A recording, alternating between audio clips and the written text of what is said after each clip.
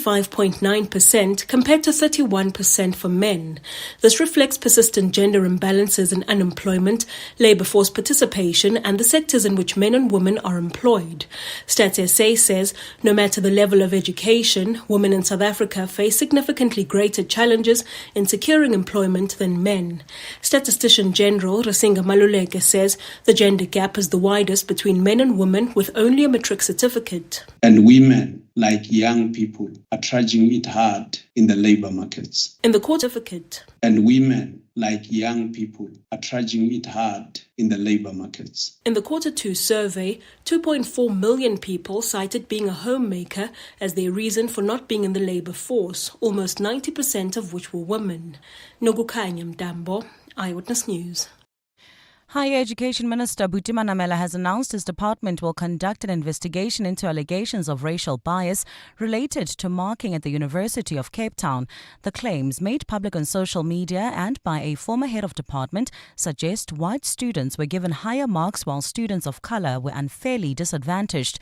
UCT has said it will cooperate fully with the department's probe and has launched its own internal process to verify the accusations. Mungezi Koko has more. Manamela described the allegations as grave and unacceptable, saying academic integrity and fairness must be upheld across the sector. He says the department will engage directly with the university and other relevant bodies to ensure the facts are established and appropriate action is taken. Such allegations are quite concerning, and that we will not brush them aside, and that we will go deeper into it because they go into the root of the credibility of the system. The minister added that if any wrongdoing is confirmed, intervention will be swift and decisive to restore trust in the institution. He also reiterated his broader goal of ensuring all post-school institutions operate without bias and deliver quality education. Mungezi Koko, Eyewitness News, Tshwane. Lobby group AfriForum says President Cyril Ramaphosa has captured the national dialogue and turned it into an ANC monologue. The group and its affiliate Solidarity have withdrawn from this weekend's national convention. From Friday, 1,000 delegates will gather at the UNISA building in Pretoria to set the agenda for the dialogue. But last week, legacy organizations such as the Thabo Mbeki Foundation withdrew from the convention, saying it's been rushed. AfriForum's Kali Creole says that the dialogue has deviated from being citizen-led. What we are seeing now is that the President and the ANC are dictating what the agenda should be. They're dictating who should manage the process, and the rest of us, the citizens, will just have to sit and listen to what their agenda is. We move to the courts where the state in the Lusikisiki massacre case is currently leading more evidence from witnesses in a separate matter that links some of the accused to another murder. 3 of the 6 men linked to the brutal murders of 18 people in Ngobazana village in September last year are implicated in the murder of a businessman in Kwabacha, also in the Eastern Cape. The group is back in the Mthatha High Court sitting in Lusikisiki for the trial. Their charges including conspiracy to commit murder and 18 counts of murder each. Tlantla Mabaso has more. The prosecution team is leading more evidence in the Kwabacha murder case of a politician and businessman shot and killed weeks before the Lusikisiki massacre. It believes some of the accused in the Lusikisiki massacre carried out the hit. 2 police officers who cannot be named for security reasons have testified about collecting and recording exhibits such as bullet cartridges and fragments from the scene before sending them for ballistics. Meanwhile, on the Lusikisiki matter, thus far the court has had evidence from crime scene experts and forensic analysts who worked on the bloody crime scene. The state alleges that 3 of the 6 men accused carried out the hit, while 2 others were found in Flagstaff with the weapons used in the assassination. Ntlanhla Mabaso, Eyewitness News, Lusikisiki in the Eastern Cape. Pretoria has moved to reassure Washington that trade with South Africa poses no threat to U.S. industries as a scramble to reset bilateral ties continues. Trade and Industry Minister Park Stau and Agriculture Minister John Steenhuisen held a joint media briefing today on the latest developments on the ongoing trade negotiations with the U.S. This follows a cabinet meeting where options were discussed to cushion the country's economy against punitive tariffs by the U.S. administration after the 30% duty was imposed on South African goods last week.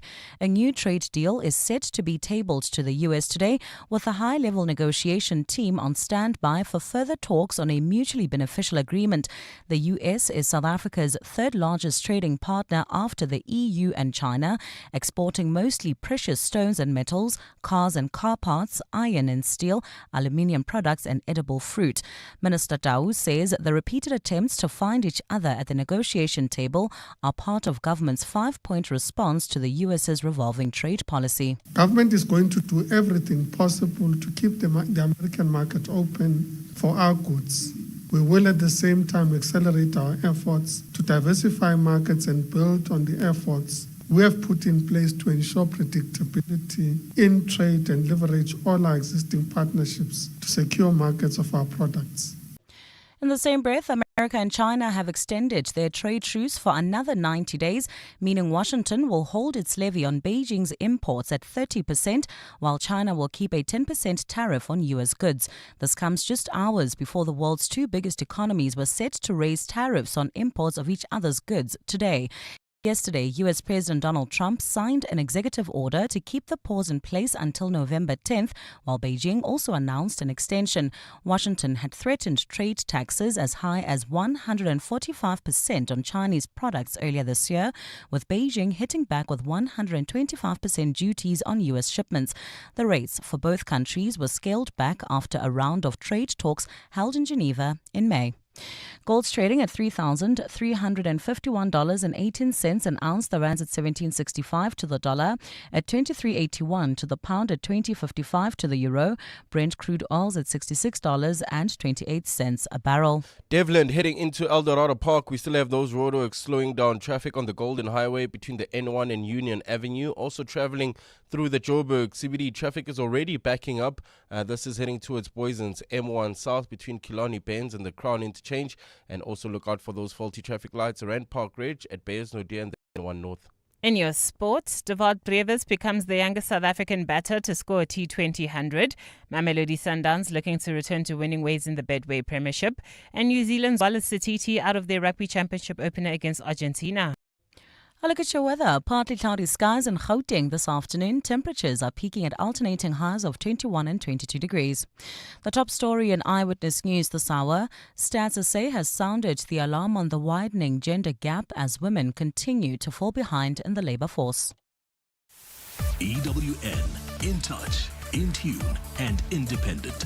For the latest, visit ewn.co.za or download the EWN app. Gauteng's greatest awards at 702 and Yoko. Let's celebrate excellence, one vote at a time. Go to primediaplus.com now to vote for the finalist that makes Gauteng feel like home. You're with John Perlman on 702. Streaming on the Prime Media Plus app, DSTV channel 856, 92.7 and 106 FM.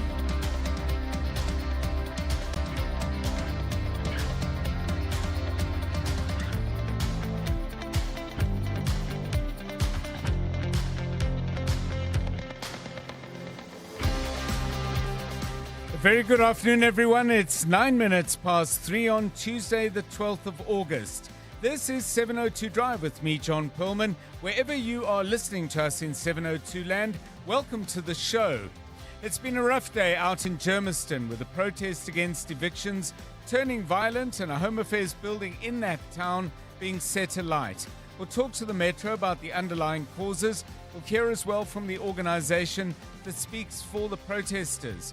That's after 5. Some other stories we're covering. The latest unemployment figures are even bleaker than they were in the previous quarter, if that's possible. But there are some sectors where jobs were created. Construction, for instance. More on that in a moment with Roy Mnisi from the Master Builders Association. Is this just a one-quarter blip, or is it a sign that construction is beginning to revive? Has anyone tried to scam you by calling them up and pretending to be someone they're not? My guess is, yes, you have, probably more than once. But there are some new trends that we'd like to make you more aware of. That story coming up after 4. And as more and more South Africans struggle to get enough to eat each day, what can we do to avoid wasting as much food as we do? We'll get some ideas from Robin Hills. She's from an organization called Food and Trees for Africa. We'll do that at 10 to 5. We've got all that and a whole lot more on 702 Drive, including breaking news from the roads in our regular traffic updates, and the latest from the markets. The oil share is up today by around 270 points. At one point, moved above the 101,000 point mark. Sasol is having an excellent day, up by 10%. Alphamin has gained 3.7. Bidvest is up by 2.7, and so is Southern Sun. The rand's doing nicely too, currently trading at 17 Rand 71 against the dollar, stronger by 7 cents over the past 24 hours.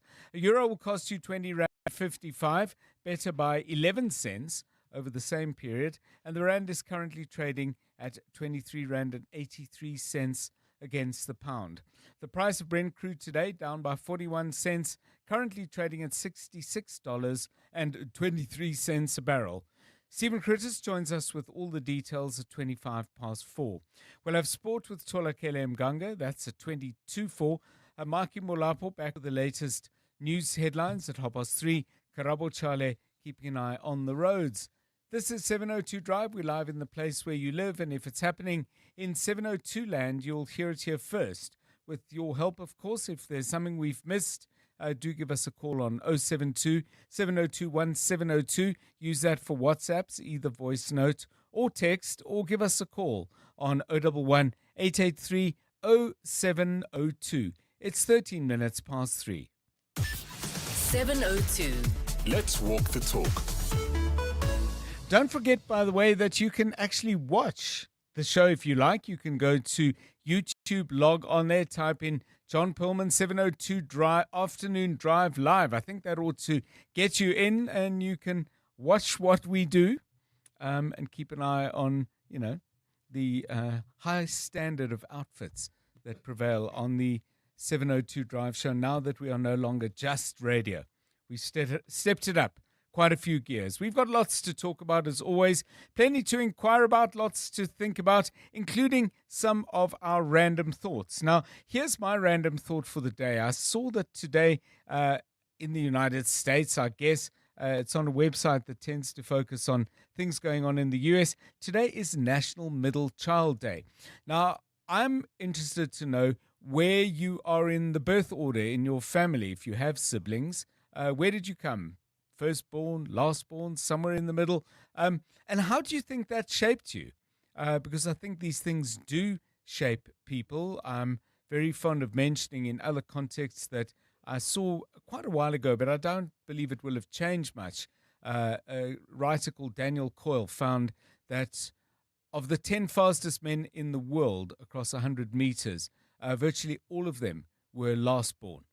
And his theory was that these were young boys desperate to keep up with older boys starting off in their own family. And they became competitive and fit and determined to get to the front if they possibly could. So that's just one by way of example. But your story, please, 072 702 1702 and 011 883 0702. If you've just joined us on YouTube, good afternoon to all of you. It's great to have you with us.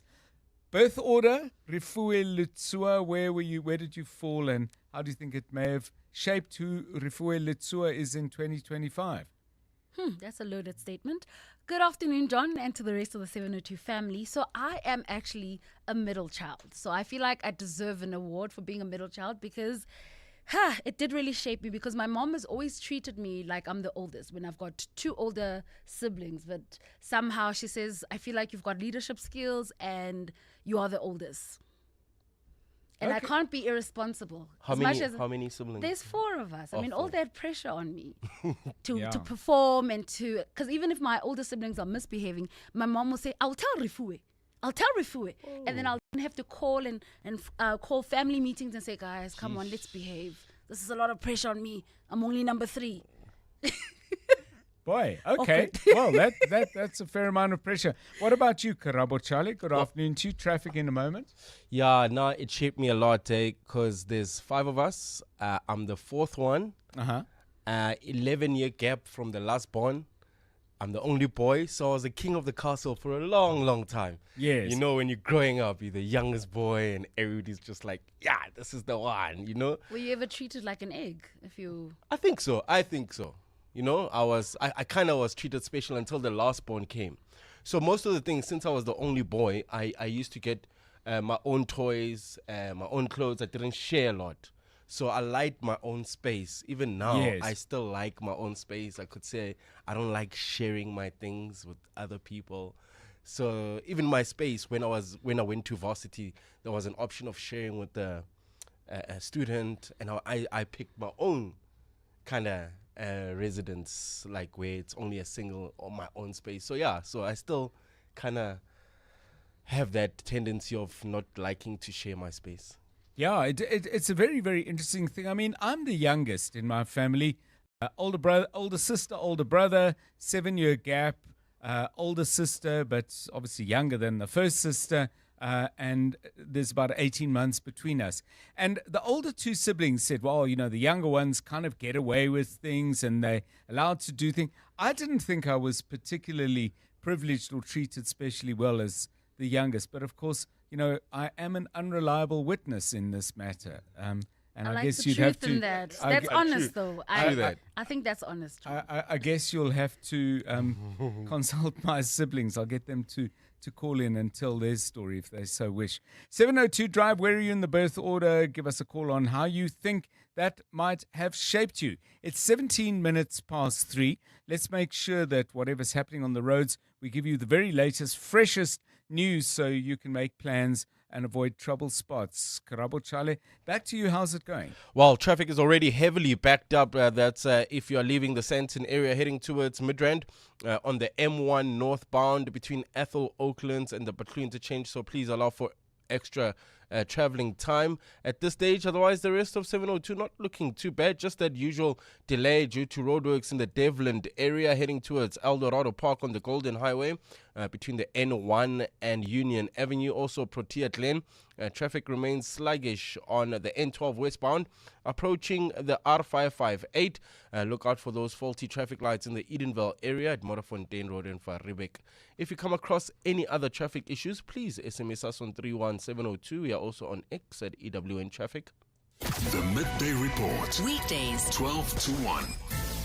Were you anticipating this level of resistance? Not this level. Usually we do experience resistance when we are conducting evictions. The burning of the Home Affairs office is totally unacceptable. We are also, as you know, as municipalities across the country, we are cash-strapped, and part and parcel of some of the initiatives we are taking in the credit control environment is that we need to revitalize our CBDs, but that requires capital.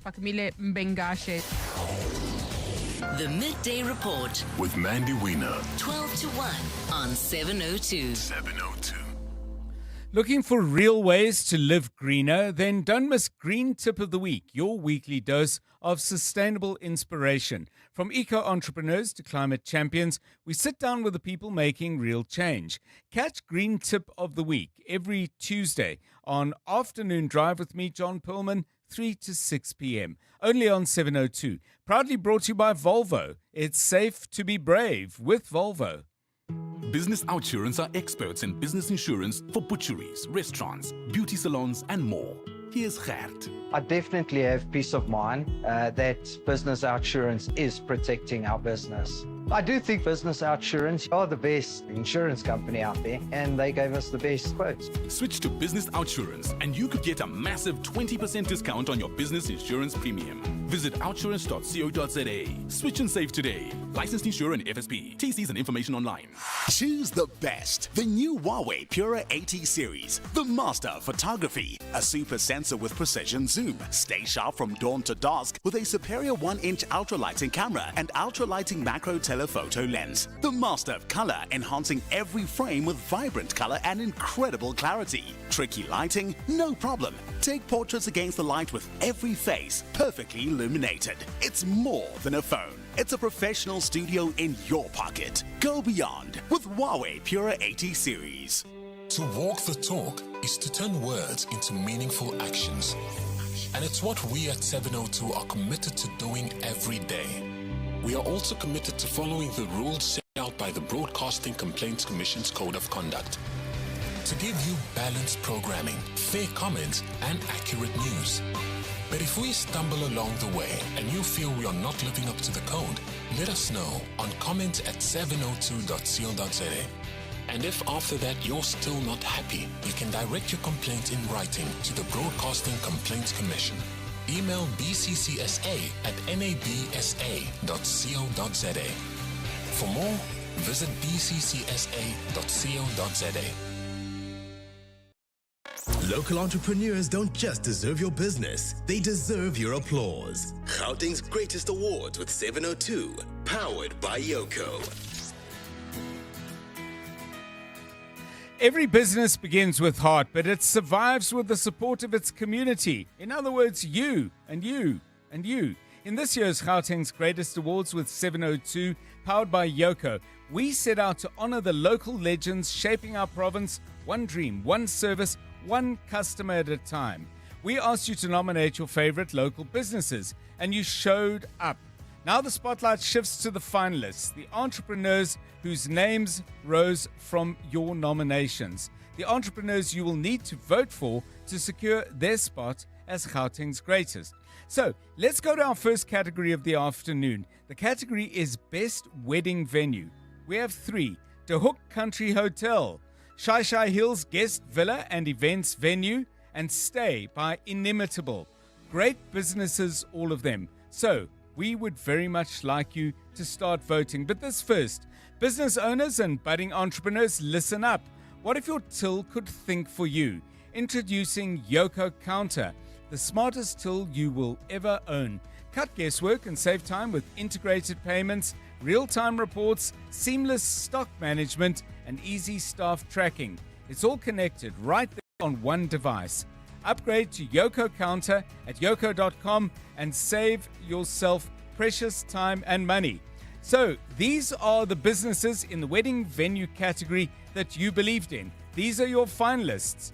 Early tomorrow, voting opens at 6 a.m. on primemediaplus.com, and it's your chance to help crown the best of the best. So if you've been to any of those venues, had a wonderful and memorable time, either at De Hoek Country Hotel, Shai Hills Guest Villa, or Stay by Inimitable, go on, give one of them your vote. And keep listening to 702 throughout the day as we reveal more names in the running for Gauteng's Greatest with 702, powered by Yoko. You're with John Perlman on 702. Let's walk the talk. Been asking you about where you fit in the birth order in your family and whether this has shaped the kind of person that you are right now. We will share some of your things for you. Zahira says, birth order is very relevant. About 90% of US presidents are firstborns. I'm the thirdborn, and I am in every sense a thirdborn, non-conformist. I didn't know that was characteristic of thirdborns. Anyway, keep those coming, please, on 072 7021 702. You're with John Perlman on 702. Let's get down to Lusikisiki, the Umtata High Court, sitting in Lusikisiki at the center of the matter. Last year's massacre that left 18 people dead. 6 people have been linked to these brutal murders. What's happening in the court today then? Let's get an update. And Tlantla Mabaso, EWN reporter, with the very latest. Good afternoon. Good afternoon, John. Thank you for having me. What happened in court today? Still underway with the state leading evidence from more witnesses, John. Last week, you'd recall how the state called most of the aspects that worked on this particular trial. This includes fingerprints analysis and crime scene aspects who worked on the deadly scene. These are some of the people, John, that compiled 2 very huge photo albums, which contains details of the crime scene. Do apologize to our sensitive listeners, but that photo album contains some of the very gruesome pictures. If you went through that photo album, John, you would now understand why the Singlina family refused for some family members to identify or view the bodies of their loved one during that funeral in September last year. They had said at the time it was really gruesome. Having seen that photo album, indeed, I can attest. But now the state is leading more evidence, John, in a separate matter linking some of the accused in this case. Now, you would recall that there are 6 men charged with the Lusikisiki massacre. There were initially 8 and then 6. You'd recall that 3 of them are now linked to a separate murder case of a businessman and politician who was allegedly set to testify against accused number 1 in this matter, and that is Mzugisi Ndamase, who is alleged to have orchestrated this while behind bars. Now, the point of leading evidence from a separate case, John, is to link the other 3 with the firearms used in this particular matter and that particular case. Most interestingly, John, as I'm crossing to you now, a police captain who also cannot be named for security reasons has taken to the stand. He's testifying about the recovery of those rifles, John. Remember them? Yes. The 3 AK-47s and then 1 Manlicha rifle believed to have been used in that Lusikisiki massacre. He is the lead commander of that operation that recovered those firearms in Flagstaff, where the 2 other suspects who are in the dock were arrested. Is taking the court into confidence as to how he found the firearms, what he did after, marking them as this exhibit, putting them in this exhibit bag before marking them or registering them at the SAP at 13 storage here in Lusikisiki, then transported to East London for ballistic tests. More and more of those details. But most of the witnesses that we are hearing now are law enforcement, mainly who worked on this Lusikisiki case, and some in the Gwabaka case. Last week we heard from survivors who are also relatives about the gruesome killing, them narrowly escaping death. But as it stands, John, that witness is still giving that testimony in court. Thank you so much, Nhlanhla Mabaso. A terrible crime, a very, very difficult court case for the family to sit through. We hope justice will be done. 28 minutes past 3. Drive home with John Perlman On 702, let's walk the talk. Well, the latest quarterly labour force survey details from Stats SA have come out. This for the second quarter of this year.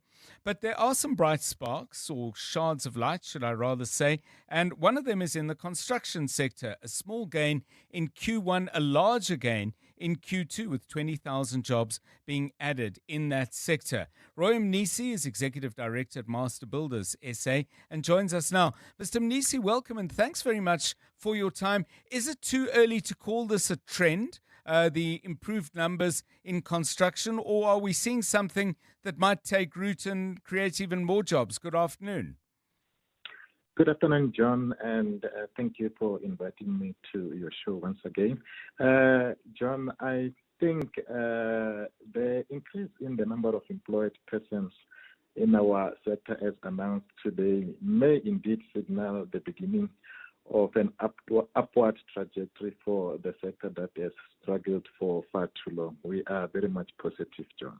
Tell us why that's happening. I'll tell you, let me put this to you just by way of background. I mean, in literally every State of the Nation address, certainly in the 2 presidencies of Cyril Ramaphosa, the current president, of course, we've talked about and heard about South Africa being turned into a construction site. It's fair, I think, to say that that hasn't happened as announced or promised by the president. But is some of this uptick a reflection of government spend starting to kick in and find its way through the system? Or is it private sector developers who are putting up the cash? It's a bit of both, John. For a very long time, government has identified strategic projects in water and sanitation, energy, transport, social infrastructure such as hospitals, schools, and so forth. The problem that we had in that space was inability by government to ensure that these projects are taking off the ground. So we begin to see government approach improving. Starting from last year, I think we have seen some improvements in terms of the appetite from government to make sure that some of these projects, including mega projects, by the way, John, yes, are to happen now. So we are very much positive that this is not just once off. It's something that we can sustain for a significant amount of time. And just finally, Mr. Mnisia, when I think of a construction site, obviously there's the money being paid to the contractor, that filtering through the system in terms of salaries and wages. But would I be right to say this is all good news for the cement sector, the construction lumber sector, the steel sector, and possibly the transport sector? There may be others as well. And might we start seeing, as construction ticks upwards, at least some either job stability or hopefully new jobs in those areas of our economy? Indeed, John. This is a benefit not only for the construction sector, but for the entire value chain. So you will see a lot of demand for various supplies that we use in the construction sector. And yes, I think a whole lot of people will benefit as a result. The economy as a whole stands to benefit, John, because you must remember, infrastructure is one of those sectors that are contributing more to employment in the South African economy. Percentage-wise, we're sitting at 6 to 8% of the total labor force in the country. So, yeah, there's really a lot that can be said as a benefit in this, development that we are seeing now. Thank you so much, Roy Mnisi, Executive Director at Master Builders SA. 20,000 construction jobs added in the second quarter. Some good news in the face of some largely bad news in terms of the overall numbers. By the way, 28,000 new jobs created in private households. We'll talk about that a little bit later on the show. Do give us a call, though, if you're in the construction sector in some way, shape or form. Maybe you're a town planner, an architect, civil engineers. Are you starting to feel the benefits of 2 consecutive quarters now of construction adding jobs? I think Q1, 9,000 more. In Q2, that number again, 20,000. If you've got a layer of insight and experience to add to this, well, that's what makes this show move along. What you know from personal experience and not from just reading about it, like me. It's 27 minutes to 4.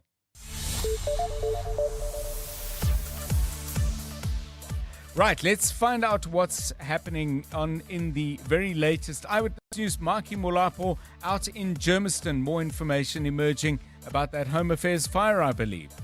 Thanks, John. Good afternoon. The Gauteng Home Affairs Manager, Mamokubung Maroke, says they have managed to salvage some ID documents and passports following a fire at one of their buildings in Germiston today. The structure was set alight by protesters who threw a petrol bomb at the building. The group is demonstrating over housing evictions underway in the area conducted by the City of Ekurhuleni's Housing Department. Emergency services have managed to contain the fire, but a part of the street still remains closed off. Tando Luhlengobo was there. The 2-story Home Affairs building has suffered extreme damage as a result of a petrol bomb thrown by protesting residents in the area. While the roof and top floor have been completely damaged, the department has confirmed that the ground floor mostly only suffered water damage as a result of the extinguishers. Home Affairs Provincial Manager Mamokubang Moroke. But we are certain at this point that their IDs and passports, they are in a locked safe. She says further details will be provided for the public who need to obtain their documents. Tando Luhlengobo, Eyewitness News in Germiston. In KwaZulu-Natal, 4 house robbery suspects have been injured in a shootout with police in Pinetown, west of Durban this afternoon. Police say they tried to intercept the group a short while after a robbery was committed, but the suspects opted for a high-speed chase. Officers say during the chase they were met with gunfire from the suspects. Police spokesperson Robert Nechunda. Police returned fire and a shootout ensued. After the shootout, the suspects were found to have sustained gunshot wounds and were treated at the scene before they were taken to hospital under police guard. He says some of the items have been recovered. 2 firearms, a flat-screen TV, jewelry, and 2 high-end brand handbags, as well as home appliances, were found in the possession of the suspects. A manhunt is underway for one suspect who narrowly escaped arrest. The suspects will appear when they recover from the injuries they sustained. Chairperson of the Select Committee on Education, Sciences and the Creative Industries has called on Operation Dudula to collaborate with government and not persecute people in need of help. Makifeni says Operation Dudula has been on what he calls a crusade over the past few months to disrupt services at many healthcare centres in Gauteng communities by refusing entry to foreign nationals. He says people can't adopt vigilante tactics when dealing with challenges facing local communities and should rather work with government. Babala Ndenza has more. Makifeni has condemned the actions of Operation Dudula, calling it an unnecessary distraction on the work government is doing around immigration. In a statement today, Feni says Operation Dudula announced last week that similar disruptions will target schools when they open in 2026. He says Operation Dudula's actions have a potential to misrepresent the country and its democracy. He advised members of Operation Dudula to remember that government must act within the provisions of the law and the constitution. Feni says under the labor migration policy, Home Affairs is deporting immigrants who have been found to be in the country illegally. Babala Ndenza, Eyewitness News. And European leaders have warned against Ukrainian borders being redrawn by force, saying the principles of territorial integrity must be respected. European leaders released a statement today, 2 days before a US-Russia summit on Ukraine is due to take place in Alaska. The statement underscores the nervousness felt by Europeans about Moscow's actions in Ukraine, which many countries, particularly those bordering Russia or those in which the memory of Soviet occupation still lingers, believe could pose a direct threat in the near future. Ukrainian President Volodymyr Zelensky and European leaders are scheduled to meet with US President Donald Trump tomorrow, where they hope to put the security of the European continent and Ukrainian interests at the forefront. Trump and his Russian counterpart Vladimir Putin are then expected to meet in Alaska on Friday. A look at your weather. A partly cloudy Wednesday in store for Gauteng. Temperatures will drop to overnight lows between 7 and 9 degrees and peak at alternating highs of 21 and 22 degrees. Esteris, Pretoria, there's bumper-to-bumper traffic on Storenville Road between Dierteport and Petroleum Road. There's also about a 20-minute delay leaving Sandton heading towards Midrand on the M1 northbound between Ethel Oaklands and the Patlu interchange. Devland, there's also bumper-to-bumper traffic due to roadworks on the Golden Highway between the N1 and Union Avenue. The top story in Eyewitness News. Gauteng Home Affairs Manager Mamukubung Moroke says that they have managed to salvage some ID documents and passports following a fire at one of their buildings in Germiston today. Africa Milani. Weekday mornings, 4 to 6. There is a pressure and so much pressure on those health departments, including electricity and whatever, and the housing, because of corruption. This Dudula, it's taking their anger to the wrong people. This is a very, very big issue. 90% that uses our health facilities are illegal immigrants. 3 women walking into a maternity ward at Lilian asking patients who are about to give birth, who've just given birth, to show them their documentation. That is not an experience I want. And I'm glad those women got arrested. Africa Milani. 4 to 6 on 702. Quantum science has the potential to shape South Africa's next wave of innovation and global competitiveness. Tomorrow, 702 Drive with me, John Perlman, will be in conversation with Wits University Professor Andrew Forbes as they unpack the country's quantum strategy and what it means for our future. We'll also explore the breakthroughs in quantum computing, imaging and photonics happening at Wits. Don't miss 702 Drive with me, John Perlman, tomorrow in conversation with Wits University, 3 to 6 p.m. Shining a light on quantum futures. Wits for good on 702. Elevate your flying experience with Lift Premium. Enjoy even more space, comfort, and convenience with priority boarding, extra baggage allowance, and complimentary lounge access. Visit lift.co.za today.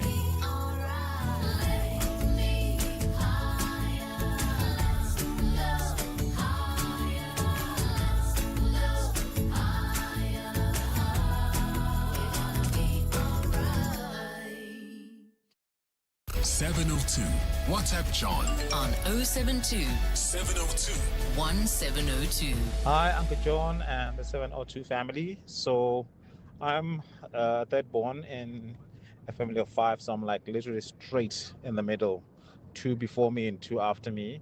And that did really have a huge impact in my life, and the sense that I felt invisible for a greater part of my life. And the only thing that brought me, into visibility was my academic prowess. And but that was always short-lived. I knew that I was only visible at the end of every term when we got our reports. But after that, I would then just disappear into the shadows of my other siblings. But came with a lot of responsibility as well as I grew up. But that's pretty much how being a middle child affected me. Hey John, Colin from Buffelsdrift, Pretoria. I am the fourth out of a family of four, and I like telling my older siblings that my parents stopped when they reached perfection. Thanks, bye. Hi John, Jack here from Hammanskraal. I'm number 2 on the side of boys and 5 overall out of a family of 10. But I think as the one towards the end, second, going to third, one has got a chance to study the mistakes of the firstborns and thereby have a chance of becoming a much better person. That's my view. Jack Mitileni from Hammanskraal. Thanks for all of those. Let me add one more from Nicola, who says, I'm an only child and I don't like sharing my space and my time. As a mother of 2, it's been hard when kids barge into the bathroom or me just napping in my room. I was horrified when my 18-year-old daughter, in quotes, borrowed my clothes and makeup. Like, why is she wearing my clothes? And the emoji expresses a degree of puzzlement. Keep those coming, please. Where are you in the birth order? How did it shape you? Give us a call on 011 883 0702 and 072 702 1702. It's 18 minutes now to 4. EWN Sport. Tola Kele, what a cricket match. Fabulous stuff. Over to you. Absolutely, John. And we start in Darwin, where South Africa have levelled their 3-match series with Australia following a 55-run win in the second T20. Chasing 219 for victory, the Proteas had their hosts all out for 165, with Gwena Mapaga and Kerben Bosch taking 3 wickets each. Earlier, Devalt Brevis top scored with an unbeaten 125 off just 56 balls, as South Africa posted 218 for 7. He scores the highest ever for a Proteas player at international level, and he's also the youngest South African batter to score a T20 century. Over to the Bedway Premiership, where there are 3 games scheduled this evening, including Marumo Gallants at home to Orlando Pirates, while Mamelodi Sundowns clash with Amazulu. The Brazilians are looking for their first win of the season, having been held to a draw by Chipa United on Saturday. Zuko Mdunyelwa has discussed why they failed to get going in that game. I felt like we didn't really apply ourselves the way we wanted to apply ourselves, and we didn't carry out the game plan which we had for the opposition. Other than that, it was really great being in my home province, playing against my former club in a city where I used to live in. It was very fond of being at the stadium. New Zealand loose forward Wallace Atiti has been ruled out of the Rugby Championship opener against Argentina as he continues to recover from ankle surgery. For Australia, their squad is preparing for Saturday's opener against the Springboks. Scrum half Ryan Logogan is in line for a test debut after an injury ruled Jake Gordon out of the games. Longaran has spoken about what coach Joe Schmidt has told him in the build-up to the showdown against the double world champions. Instructions, not really a whole lot. It's sort of just come in and sort of fit in as well as you can, do your homework and understand any small changes. I've sort of been in and around it for a little bit now, so I'm quite familiar with the calls, but there's always a bit of stuff to pick up on. And it's early in the week, so no selections yet, but we'll see how we go. An Italian, Matteo De Bertolles, has died after collapsing during the World Games in China last week. He was found unconscious by organizers during an orientating event last Friday and died today, 4 days after his collapse. De Bertolles was taking part in the final of the men's middle distance event, which took place in temperatures above 30 degrees when he collapsed. Tholakele Mganga, Eyewitness News Sport. EWN Traffic. Okay, let's get out onto the roads at 3:45. Let's find out what's happening. North of Pretoria, Eersterus, bit of a jam. What's causing it? Yeah, bumper traffic, John. It's not yet clear what's causing this delay. It's very unusual at this time of the afternoon in Pretoria. So if you're heading towards Mamelodi, let us know if you're on that route, or WhatsApp us on 072-702-1702. We are also on X at EWN Traffic. In Sandton, there's also bumper traffic. This is you can expect about a 20-minute delay heading towards Midrand on the M1 northbound from Ethel Aucklands to the Butlu interchange. Devland, also bumper traffic on the Golden Highway between the N1 and Union Avenue. If you're traveling through Edenvale, still look out for those faulty traffic lights on Modderfontein Road and Van Riebeck. And also if you are in heading towards the Lenasia area, there's those roadworks still causing heavy delays on the Golden Highway between Van Valley and the R554. This is R554 Nirvana Drive. If you come across any other traffic issues, you can also SMS us on 31702. There's more EWN on air, online, and on the EWN app. You're with John Perlman on 702. Let's walk the talk. Where were you in, or where are you in the birth order in your family? Siblings, older, younger? Where do you fit in, and how's that shaped you? Tola Kele, any thoughts from you? I'm the youngest daughter, and I have an older brother. And I feel because we have a brother-sister dynamic, even though I'm the youngest, it also forces me to be like the responsible sister, which sometimes makes me feel like I'm older. There was the first voice note before my bulletin where the guy was saying that because of his two siblings academically, he felt like he had to perform. I was also the same way, because I was seeing like if my brother didn't do well, like the disappointment there. So I was wanting to avoid that disappointment by making sure that I was always getting good grades and well behaved. So that's how it's kind of shaped me within the children order, the sibling order.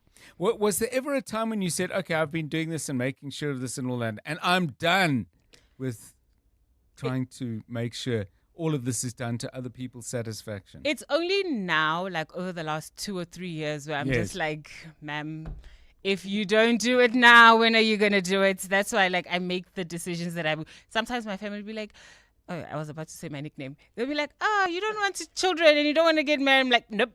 I'm just living my life for me, and I'll see it when I see it. But for now, it's kind of like I'm making up the time that I gave away. No one asked me to do those things. I gave it away. So now I'm reclaiming that back. It's a whole talk at some point, by the way. The things we do, and we never, that thing of what is freely made choice and what is circumstantial choice, where you get a whole lot of prompts that might be saying to you, wow, we kind of think you should be doing this and perhaps you should be doing that. That for another day. Let's stick with birth order. Yours, please. Where do you fit in the line of the children in your family, the succession of the sequence, shall I say, of children in your family? How do you think that's shaped you? Call me on that on 011 883 0702. It's 12 minutes to 4.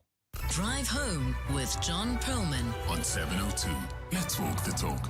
Now, one of the things I'm hoping we might get to talk about later in the show, we're just still looking for some guests, but I don't know if you watched any of the cricket this morning. Yeah, I know most people don't have jobs that allow you to stop and, keep a TV on and watch what's going on.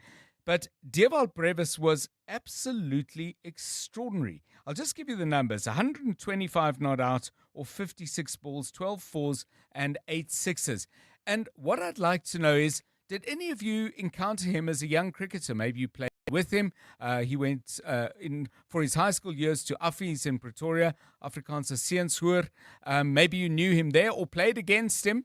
Whether that was a privilege or a misfortune, I have no idea. But if you ever came across the young cricketer, because he is still young and in his late teens already, he was being described as the next A.B. de Villiers, which I think the people in cricket recognize perhaps was a little premature and possibly an undue source of pressure. But boy, oh boy, did he play today. So anyone with a Dewald Brevis story? I'd love to hear it on 072 702 1702. It's 10 minutes to 4.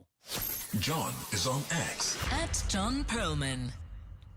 So today is World Elephant Day, and when they have these days for particular species, we had World Lion Day, I think was on Sunday. There's always an opportunity to just reflect on these animals, their place in our national life. They're a crucial part of the tourist attraction that people go to our game parks to see, and of course, if they go there, they spend money and they add to our overall tourist offering. But elephants are not an uncomplicated asset in the conservation space, and we thought we'd get to understand that a little bit better. And when we welcome to 702 Drive Dr.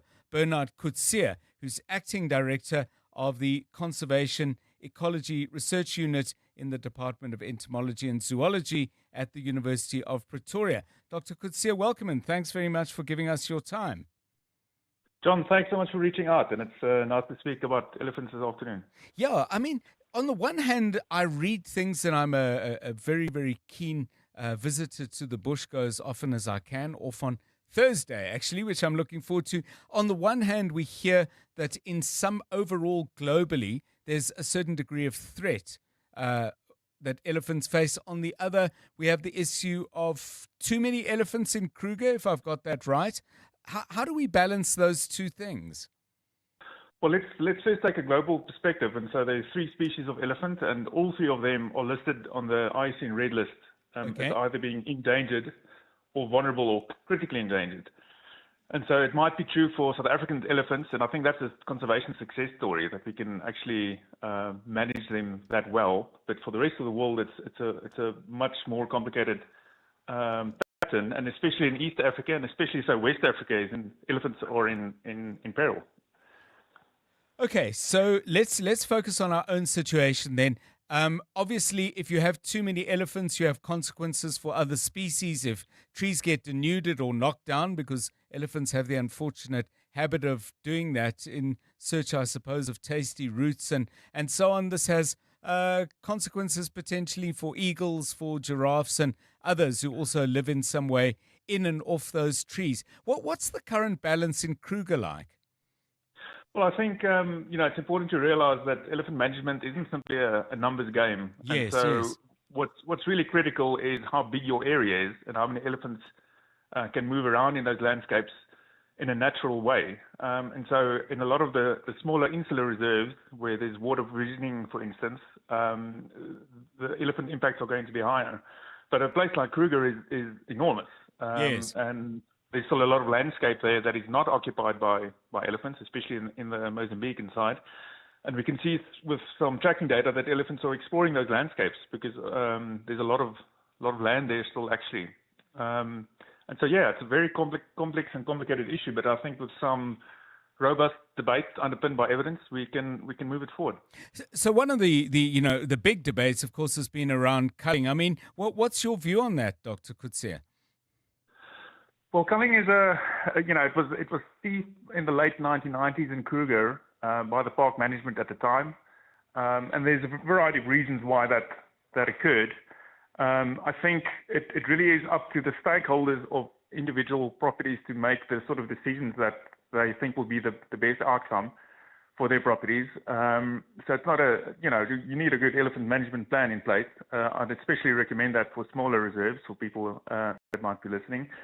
But, the Kruger National Park does I think, an excellent and a stellar job at managing not just the elephant populations, but biodiversity in general.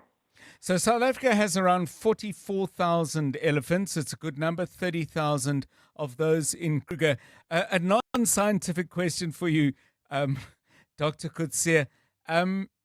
We always hear that lions are king of the jungle, but is that a crown that they are wearing that really ought to be on the head of elephants? I mean, I don't see how you get to be king if you sleep 18 to 20 hours a day and get in fights where you sometimes kill each other. Yeah, look, I think what World Elephant Day allows us is maybe a reflection on the heritage of elephants in South African culture, right? It's not just about the pure numbers and things. It's really about what do they mean for us culturally? What do they mean for us, like you mentioned, from a touristic sense? They really are emblematic and iconic for African and African animals. But I don't rank them. I'm an ecologist at heart. Tell us about the cultural things you were alluding to there. I mean, it's not something that I've really particularly explored, but you're suggesting there's a very, very rich catalogue and history there. Yeah, I mean, especially, World Elephant Day started in Asia. Their elephants are of deep religious significance for a variety of different cultures. And I think, in many African cultures in different countries, people have a long-standing history with living and looking at elephants. I think South Africans are in quite a unique position that many of us have seen them in the wild. This is the world's largest living vertebrate, and to be able to see it, even if it's from the safety of your car, is extraordinary. And just finally, I mean, any interesting studies that either you and your colleagues are doing here in South Africa, but I would assume that you're part of a network. I mean, what are people studying about elephants? Do we know everything there is to know, or is there some groundbreaking stuff that we're going to hear about in 12, 18 months' time? Well, the joke in science is always, if we resolve everything, I'm out of a job. So you can always come on our radio show. No, there's some really fantastic work emerging. There's a variety of different aspects related to the management. I don't work in behavioral ecology, for instance, but some of my colleagues are really, some new work just broke about 2 weeks ago that elephants can use individual signals to signal almost like a name. They can recognize singular characters in that landscape. So it really is a fascinating species to work on, and much more of it to come. Thank you so much to Dr. Bernard Coetzee, Acting Director of the Conservation Ecology Research Unit in the Department of Zoology at the University of Pretoria. Elephant stories of your own. By the way, is the elephant a part of your cultural life? It might be something in your family, clan, something larger entity than that. Do give us a call on that on 011 883 0702. And if you've got any special elephant stories of your own experience of seeing them in the wild, you might want to talk about that. Some South Africans, of course, have lived in communities bordering on places like Kruger, and when elephants get out, that's no fun at all. So a memory of that as well, because it is part of the reality of our relationship with this quite majestic species. Do call us. Today is World Elephant Day, 3 minutes to 4. 702 Afternoons with Relebohile Maboja, 1 to 3 p.m. The reality is they shame their kids because they're shaming themselves. So where do we even begin to undo that? It's such an interesting example that you've given, because I think it's not only parent-child, but you start finding this even in romantic relationships, where there's these expectations of, if my mother or my grandmother could do this, why can't you? And we don't realize that what was the cost that your grandmother paid. Please repeat that again, because just because your grandmother or your mother or your grandfather or father could do it also doesn't mean that they should have done it, and doesn't mean that they were happy to do it. Yeah, or that it's consequence-free. Clinical psychologist and founder of Cohesive Collaboration, Sikandar Kalla. 702 Afternoons with Relebohile Maboja. Let's walk the talk. Dear Journal, day 4602 of trying to be an adult. My doctor asked me how my quality of rest is at the moment. I told him I have two problems. I struggle to sleep at night, but I also struggle to awake at day. Aggressively realizing your age? Get covered at pineapple.co.za. It's simple and like 19 Rand a day, so it's 100% the insurance for you. Underwritten by Old Mutual Alternative Risk Transfer Insurer Limited, licensed non-life insurer and authorized FSP. Premiums are risk profile dependent. Local entrepreneurs don't just deserve your business, they deserve your applause. Gauteng's Greatest Awards with 702, powered by Yoko. Every business begins with heart, but it thrives with the support of its community. People like you. In this year's Gauteng's Greatest Awards with 702, powered by Yoko, we set out to honor the local legends shaping our province, one dream, one service, one customer at a time. We asked you to nominate your favorite local businesses, and you showed up in numbers. Now, the spotlight shifts to the finalists, the entrepreneurs whose names rose from your nominations, the entrepreneurs you will need to vote for to secure their spot as Gauteng's greatest. So we are now on greatest burger joint. That would have been a hard one to make a choice, but we got 4. BGR FR, Mafia Bite, Bev's Burgers, and the Burger Joint in Edenvale and Midrand. So, greatest burger joint, give it flames. Come on. Yoko Counter gives you the tools to match your sizzle. Fast payments, stock tracking, staff management, and real-time insights. It is the smartest till you will ever own. Ready to level up? Go to yoko.com. These are the businesses you believed in. These are your finalists. Voting opens at 6 a.m. tomorrow on primemediaplus.com, and it's your chance to help crown the best of the best. So if you went to one of these businesses and you had a great time, special service, exceptional food, make sure you vote. As I said, it opens at 6 a.m. And keep listening to 702 throughout the day as we reveal more names in the running for Gauteng's Greatest with 702, powered by Yoko. You're with John Perlman on 702. This is EWN. Ekurhuleni Mayor on the hunt for illegal landlords of city buildings, and dysfunction at some Free State municipalities highlighted in Parliament.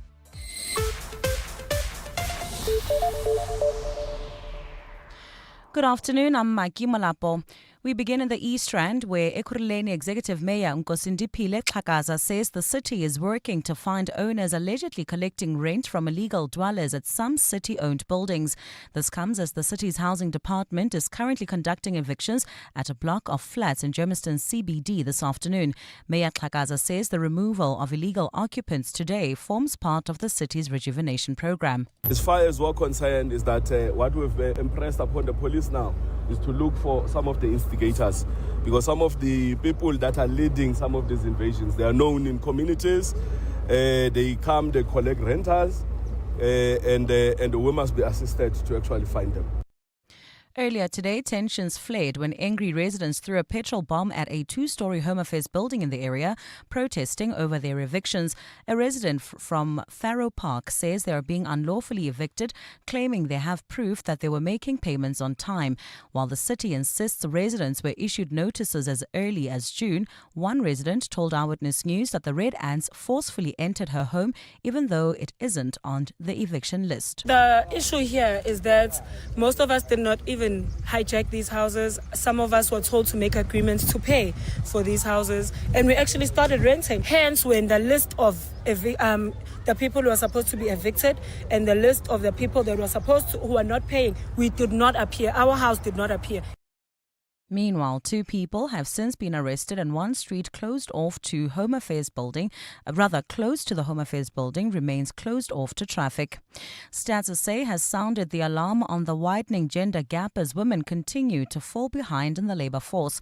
The latest concerns follow the release of the quarterly labour force survey for the 3 months through June.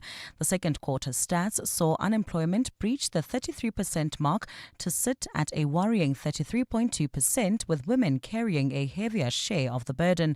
Stats SA says many women are concentrated in lower skilled or semi-skilled roles, while the number of men in managerial positions is almost double that of women. Nogukanya Mtambo has more. The unemployment rate for women sits at 35.9% compared to 31% for men. This reflects persistent gender imbalances in unemployment, labour force participation, and the sectors in which men and women are employed.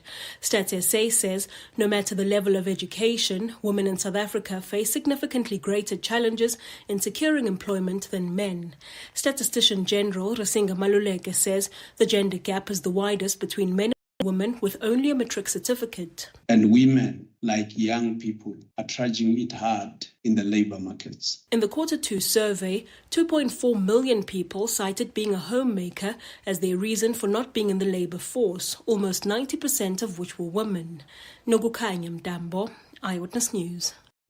We move to the courts, where the state has added 3 more charges to the rap sheet of an Eldorado Park man accused of raping and murdering his 4-year-old child.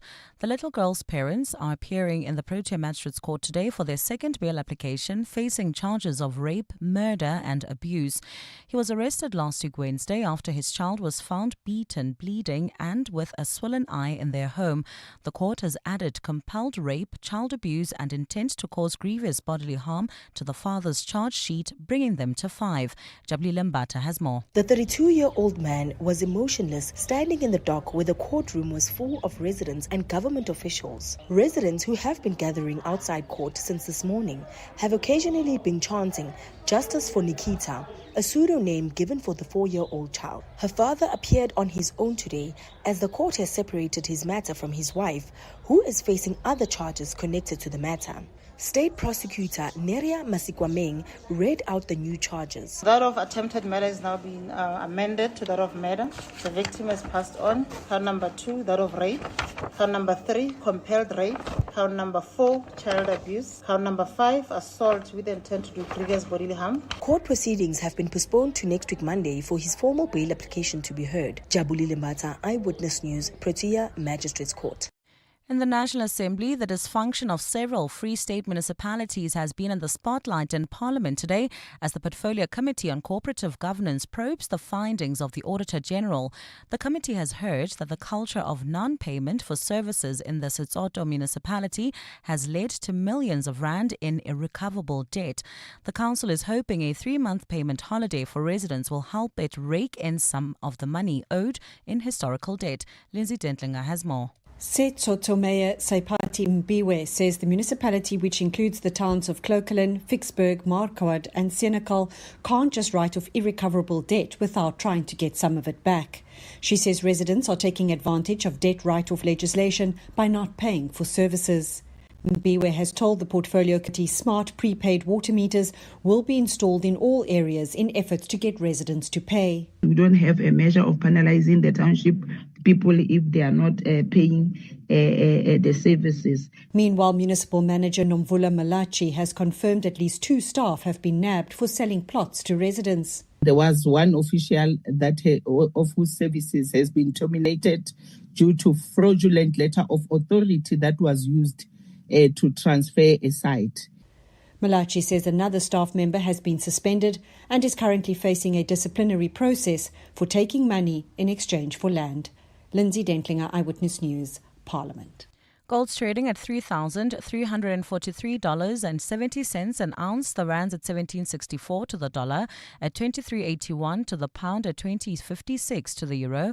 Brent crude oil's at $66.27 a barrel. East to West Pretoria, bumper traffic. This is on Storenville Road between Deerteport and Petroleum Avenue.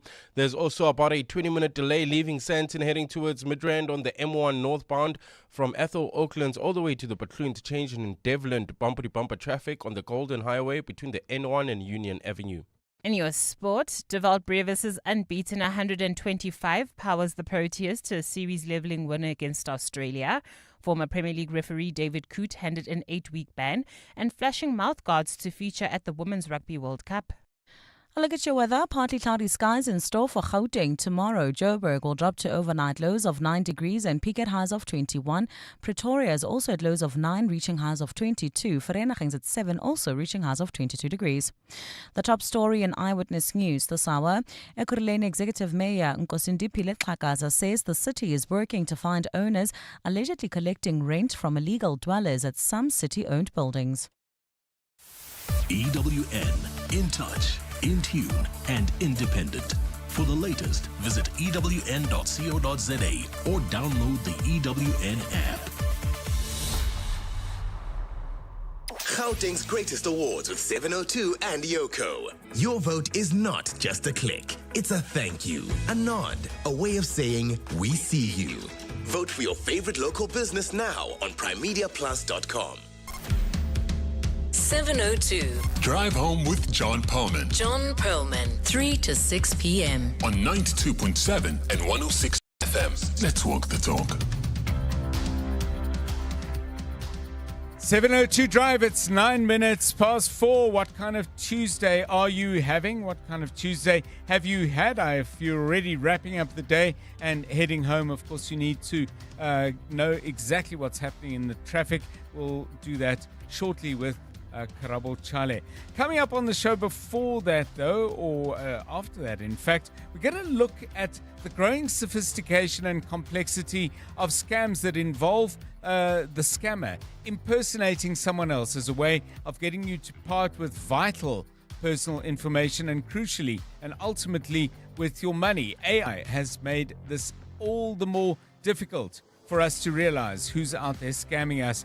We'll talk about that with Elmi Kemp joining us from the South African Fraud Prevention Service. By the way, as we talk to Elmi Kemp and you've got some either experiences or some advice to share, do not hold back, please. Send those through on 072 702 1702.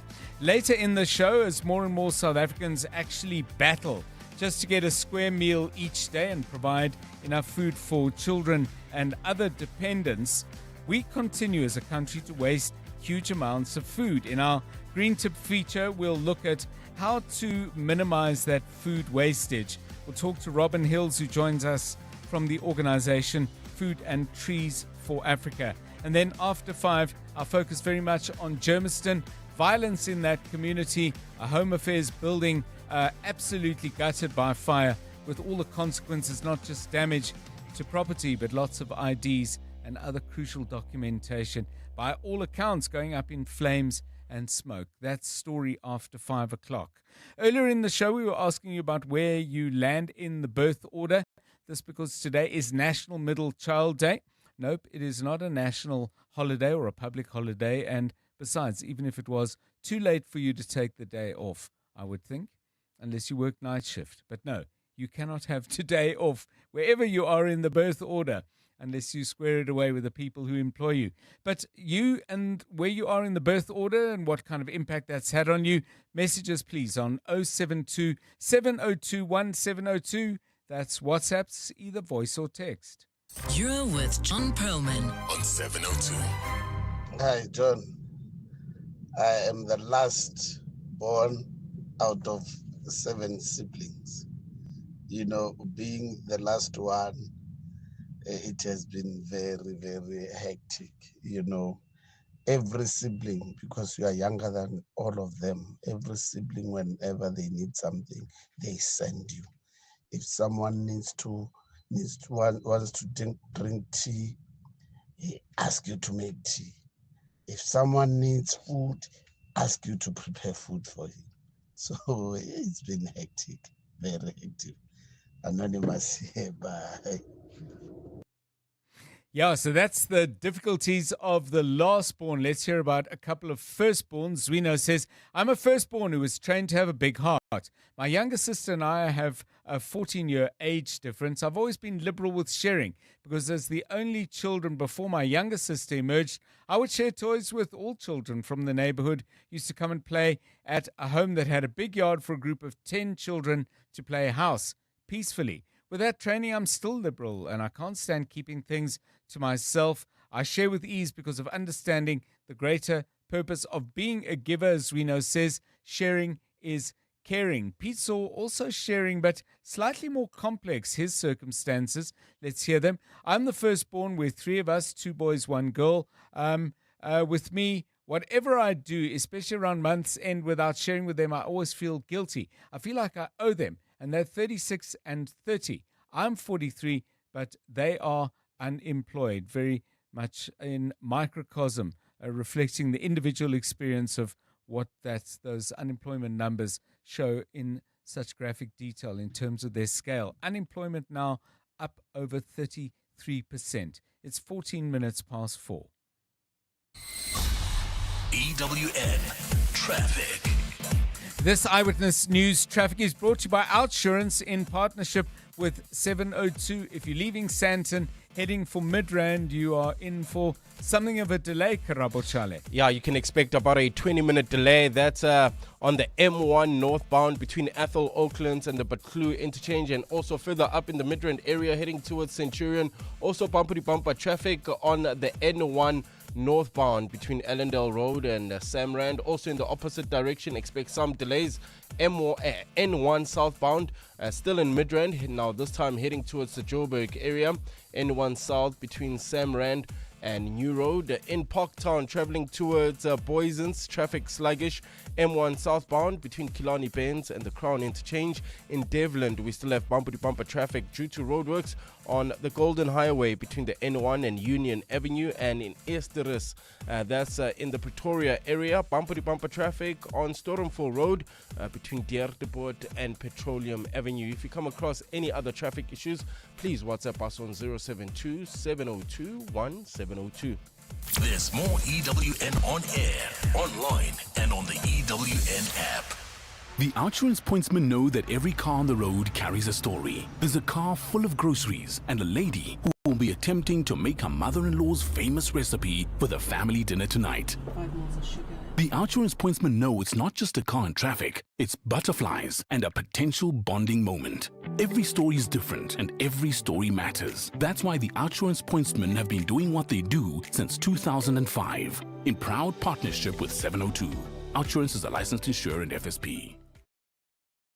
Bongani Bingwa, 702 Breakfast. Weekday mornings, 6 to 9. If these groups are allowed to take the law into their own hands, however justified their frustrations may feel to them, and increasingly as this thing spreads, it does appear to me that we're not acting with enough decisiveness on this issue. What happens when they start going into people's homes, into schools, demanding identification, dragging people out of their places of work? What happens when this thing explodes? Bongani Bingwa, 6 to 9. On 702.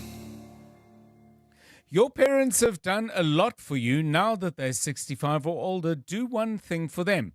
Consider vaccination against the flu to help protect them from severe illness. Speak to your healthcare provider today to book an appointment covered by most medical schemes. A message brought to you by Sanofi. What is Overtrail? Is it off the beaten path, over the edge of comfort, or the thrill of the road less taken? It's over every bridge, every obstacle, every trail, and over to that view that takes your breath away. Overtrail means going further, exploring deeper, surrounded by the comfort and sophistication of a luxury SUV. It's this spirit that inspired the Overtrail project. Experience Overtrail in the LX and GX range. Lexus. Experience amazing. Money Show. Weekday evenings at 6. Confirmation now from Stats SA. It's going to change the questionnaire it uses when it asks people if they are working or not. And that, of course, determines our official unemployment numbers. Why don't we have an expanded definition of employment which says these are people who are not looking for a job and maybe they've actually got a very successful informal business. So we need to define that. G.G. Elcock, the author of the book Akazinomic. The Money Show. On 702. Let's walk the talk. The Money Show with Stephen Grootes is brought to you by ABSA CIB, equipping you with efficient and secure cash management solutions for your business. Your story matters. ABSA is an authorized FSP and registered credit provider. Local entrepreneurs don't just deserve your business, they deserve your applause. Gauteng's greatest awards with 702, powered by Yoko. Every business begins with heart, but it thrives with the support of its community. In this year's Gauteng's Greatest Awards with 702, powered by Yoko, we set out to honor the local legends shaping our province. One dream, one service, one customer at a time. We asked you to nominate your favorite local businesses, and you showed up in your numbers. Now the spotlight shifts to the finalists, the entrepreneurs whose names rose up and above from out of your nominations. The entrepreneurs you will need to vote for to secure their spot as Gauteng's greatest.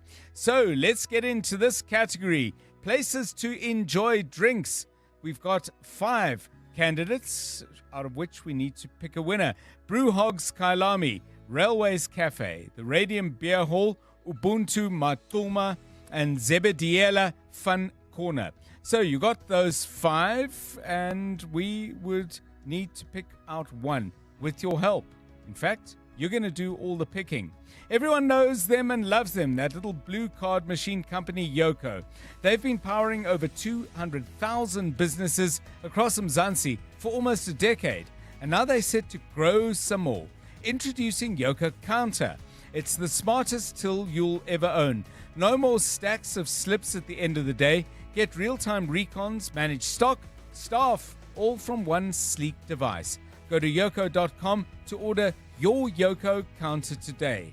So, these are the businesses you believed in. These are your finalists in the drinks category. Voting opens at 6 a.m. on primemediaplus.com, and it's your chance to help crown the best of the best. Keep listening to 702 throughout the day as we reveal more names in the running for Gauteng's greatest with 702, powered by Yoko. You're with John Perlman on 702. Let's walk the talk. Well, just the other day, I think it was Tuesday, maybe, I can't recall, but certainly around a week ago, I got a scam call, and it was a very, very familiar one. At one point, I said to them, you know, guys, this is your fifth attempt to get me to part with crucial information, to which the guy said, okay, send me 500 Rand and we'll get your number scrapped from the list, which I thought, confirmed any doubts I might have had that they were not my cell phone provider company. Was quickly scotched when the man offered a service I was never looking for by way of a 500 Rand bribe. But it's a serious problem, and it's a problem because, in part, the scammers are getting much, much more sophisticated. So let's find out exactly what kind of tricks are being pulled, what kind of tools are being deployed to part you from your hard-earned money, and, by the way, to disturb your peace in a very, very fundamental way. Elmi Kemp is communications lead for the Southern African Fraud Prevention Service and joins us on 702 Drive. Ms. Kemp, welcome, and thanks very much for your time. I want to start off somewhere in the middle and ask you this. To what extent is AI making it easier for the scammers and criminals, and perhaps harder for us as we try, in the midst of all life's busyness, to avoid getting taken? Hi, John. Thank you for having me. Yes, well, all the advantages that AI is giving us and our organizations, it's also giving those advantages to the scammers as well. So in the same way we're utilizing it, they're utilizing it, and it is, in fact, making life a lot more difficult for us and a lot easier for them in terms of how they show up, how realistic their scam attempts now look, the language that they use, deepfake, all of those things. So yes, it's very much relevant.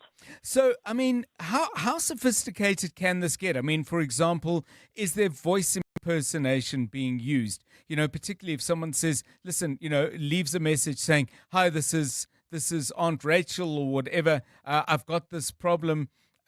Have we reached that point yet? I do believe we have. Some of the more sophisticated scammers are they're certainly using those things to their advantage.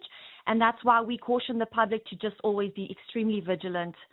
Don't speak to people if you don't need to speak to them. Don't answer calls from funny numbers because you never know what they're trying to use against you. Also be very wary of what you share online and in public spaces. What about video drop-ins and the increasing, I would imagine, increasingly realistic nature of things that purport to be written but also graphic communication from companies with whom you have a relationship?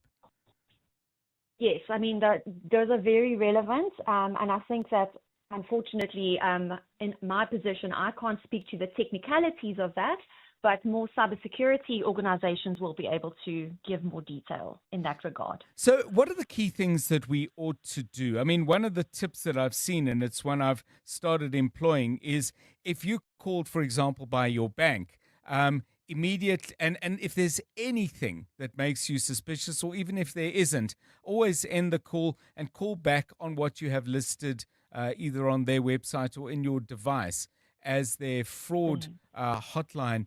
Always, I mean, is it as simple as that? Always go back to source and check. Yes, I mean, there are a few basic tips that we want to share with the public, that we always share with the public, that are extremely important. And that is one of the ones. The most effective layer of defense is educating yourself and taking the necessary precautionary steps. So Do not share sensitive information. Reputable organizations will never ask you for information like your banking details, PIN, or card info via email or an SMS. It's just not going to happen. Verify and check payment details, verify and check numbers. And if something feels off, rather put down the call and say you'll phone back on the call center number, the official call center number. Go to the website and use those official channels. Don't click on any links in unsolicited communication. If you're not expecting something, you haven't asked for anything from the organization, why are they sending you something asking for specific information? That's something, it's kind of like the general, you just have to be quite street smart at the moment. And then we always say, please implement robust cybersecurity practices. Use strong and unique passwords. Don't use your birthday or your pet name and the same password on every single platform, because if they have that password, they will try other platforms. Avoid using public Wi-Fi when working with sensitive information. I know we're also mobile these days. We're working from lounges and coffee bars and things like that. Be very wary of that and implement multi-factor authentication where possible. And, like you said, there's a sense of urgency that people try and pressure you into things. Your reputable organization is not going to try and instill fear in you. They are there to help you. So if that's part of the conversation or the email, that's also something to be wary of. Right. Let's hear from one of our listeners, Andile, I believe has had a bad experience. Let's hear about it. Hi, John. Hey, it's Andile here. Just last week, when you're talking about scams, some people, they phoned my mom, and then they said they're from NetBank. And then they asked the number, the card number, and then they asked her when did she transfer the money from the account. She said the same day, it was 11,000. She transferred to the nephew at UJ. Later, after they asked the number, then she saw the money going out of the account. Even now, that money is not even recovered. Thank you, John. Yeah, they really do get people, and they often get people who are relatively new to doing all this stuff online. Just finally, Ms. Kemp, I've seen that some of the tools that are meant to protect you may themselves be Trojan horses that you find you've put into your phone or laptop. What's the best way of checking the authenticity of a scam detector that might itself be the scam? I think what I always say, and it's always evolving, John, so it's very difficult to answer that question, but my go-to is to stick to reputable organization and reputable service providers. Speak to the people who know about it. Don't Google something and then click on a link, or something pops up via Facebook or things like that. Do not trust those kind of things that make big promises. Because if it sounds too good to be true, it probably is. If they're offering you this amazing protection and it's much cheaper than like the more reputable ones, you need to question that. Why is it much cheaper? Why is this so easy? Why did they come to you? Always work through reputable organizations and we all say, if you want financial advice, go to a financial advisor. If you need to protect yourself against certain things, look for someone who is in cyber protection, and they are well known for that. Thank you very much. Elmi Kemp, Communications Lead at the Southern African Fraud Prevention Service. Anything to add? Any advice to share? Please send it to us. 072 702 1702. Call us if you like on 011 883 0702, 28 minutes past 4. EWN Business. Stephen Curtis, a very good afternoon to you. If I'm not wrong, at one point we were over 101,000 points. Is that the first time ever? Yes, it is, John, as far as I know. And yes, it must be. And in fact, we're still over 101,000 now at 101,202 points.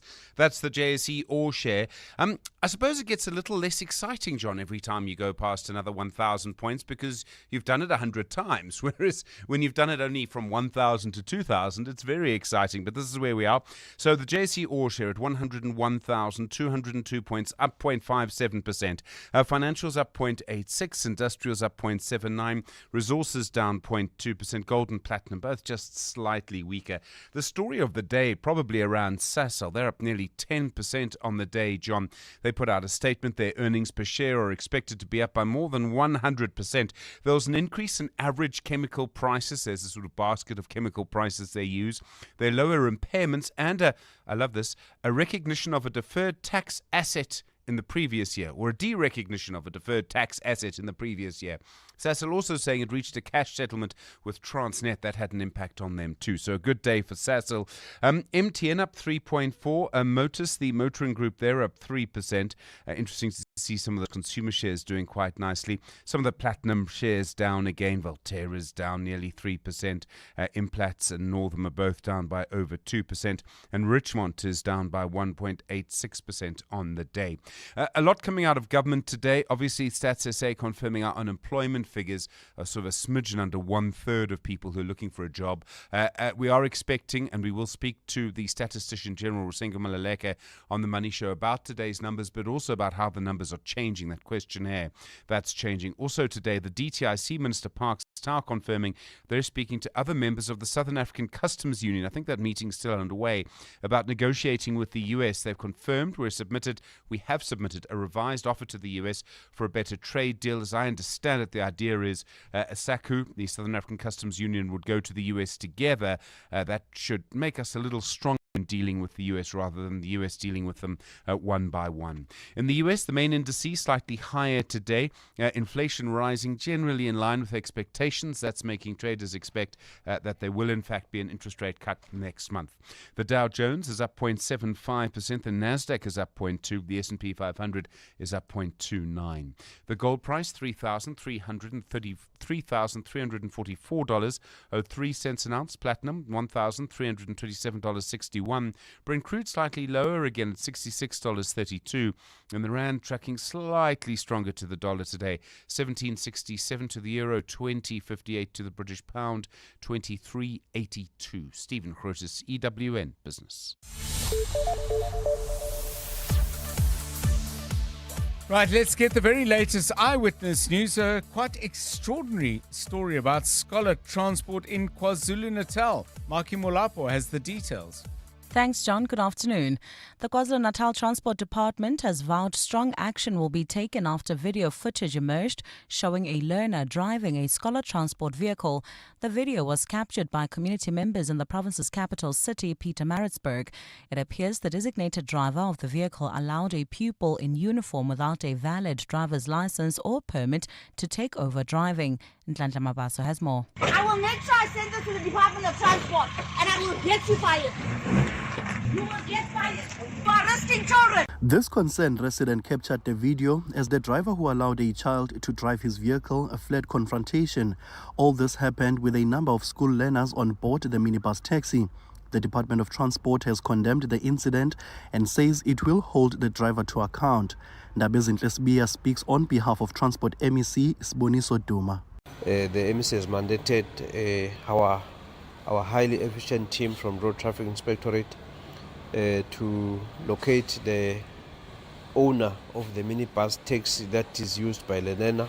An investigation is underway to determine whether the vehicle is an accredited service provider. Nhlanhla Mabaso, Eyewitness News. Lobby group AfriForum and the Solidarity Movement have joined legacy foundations in boycotting this weekend's first national convention. The group says the national dialogue has been hijacked by the ANC. This weekend, a precursor to the national dialogue will be hosted where representatives from different sectors of society will meet to set the agenda for the dialogue. But last week, legacy foundations, including the Thabo Mbeki, Desmond and Leah Tutu and Steve Biko foundations, withdrew from this weekend's convention. Khomotso Modise reports. AfriForum and Solidarity have aligned themselves with the views of the legacy foundations that this weekend's national convention will not be citizen-led as was initially intended. They say they were keen to be part of the dialogue when they were invited by organizations like the Thabo Mbeki Foundation. But Solidarity's chairperson Flip Base says it now seems the ANC wants to hijack the national dialogue to try win back lost support. The ANC has been responsible for most of the crisis in the country and cannot solve it on their own. Therefore, in the country's interest, we are prepared to participate in real talks with others about solutions, but then such discussions must not be an ANC-led process that would only end up in a cul-de-sac. AfriForum says while it will be withdrawing from this weekend's convention, like the legacy foundations, it will be consulting with the groups on their stance towards the entire national dialogue. Khomotso Modise, Eyewitness News in Centurion. Some members of the Standing Committee on Local Government are concerned that MECs might abuse their powers if certain suggested amendments to the Western Cape Monitoring and Support of Municipalities Amendment Bill are given the green light. The bill is designed to detect early signs of dysfunction in municipalities and allow a member of Executive Council to have investigative powers. The committee met today to consider the comments received from the public. Committee member Grant Marai says MECs should not be given a choice as suggested by an amendment to the bill, but must be forced to intervene in troubled municipalities. Marai adds that any amendments made to the bill now must also take into consideration the possibility of future coalition governments. I'm just trying to look at a scenario and to see whether these amendments are going to address the new scenarios that are about to play out in municipalities. So there are ANC-run municipalities. So the minister will one day decide, I use my discretion whether I'm going to support this municipality to get them out of their current mess. It's not going to be like the Constitution says, you must support and strengthen municipalities, irrespective of who's in charge of the municipality. Provincial Legislature's legal advisor, Advocate Romeo Masdorp, says measures are put in place to ensure MECs don't abuse their powers. However, even that fine line between monitoring and intrusion, between overreach and support, that fine line is being managed by the discretion that is afforded a minister. And in the UK, England has issued amber and yellow heat health alerts across the country, with temperatures expected to reach highs of 34 degrees Celsius. Much of England and Wales will see temperatures of 25 to 28 degrees Celsius, with highs of 26 degrees Celsius possible in Scotland and Northern Ireland. The National Drought Group has warned that England is now suffering from nationally significant water shortfalls. This as wildfires continue to rage on in southern Europe and parts of Spain, Portugal, Turkey and Greece, with temperatures reaching the low of 40 degrees Celsius in France yesterday. A look at your weather. A partly cloudy Wednesday in store for Gauteng. Temperatures will drop to overnight lows between 7 and 9 degrees and peak at alternating highs of 21 and 22 degrees. In Esterus, Pretoria, traffic pressure on Stormful Road between Deerdepoort and Petroleum Avenue, while in Groenkloof, traffic is gridlocked on George Storer Drive between Tutoy and the Fountain Circle. And finally, in Cederberg, traffic is crawling on the R80 northbound between Eskia and Brits Road. The top story in Eyewitness News. The KwaZulu-Natal Transport Department has vowed strong action will be taken after video footage emerged showing a learner driving a scholar transport vehicle. You and 702 have something in common. We can't hit pause. You're always on the move. And our conversations are always flowing. So when the commitments of everyday life don't allow you to stop and tune in, allow us to keep you connected on 702.co.za. All the interviews, news, and conversations you missed, all just a click away. Stay connected to your world by staying connected to your station. Because even though you can't hit pause, you can always hit 702.co.za. 702. Let's walk the talk. Anytime. Anywhere.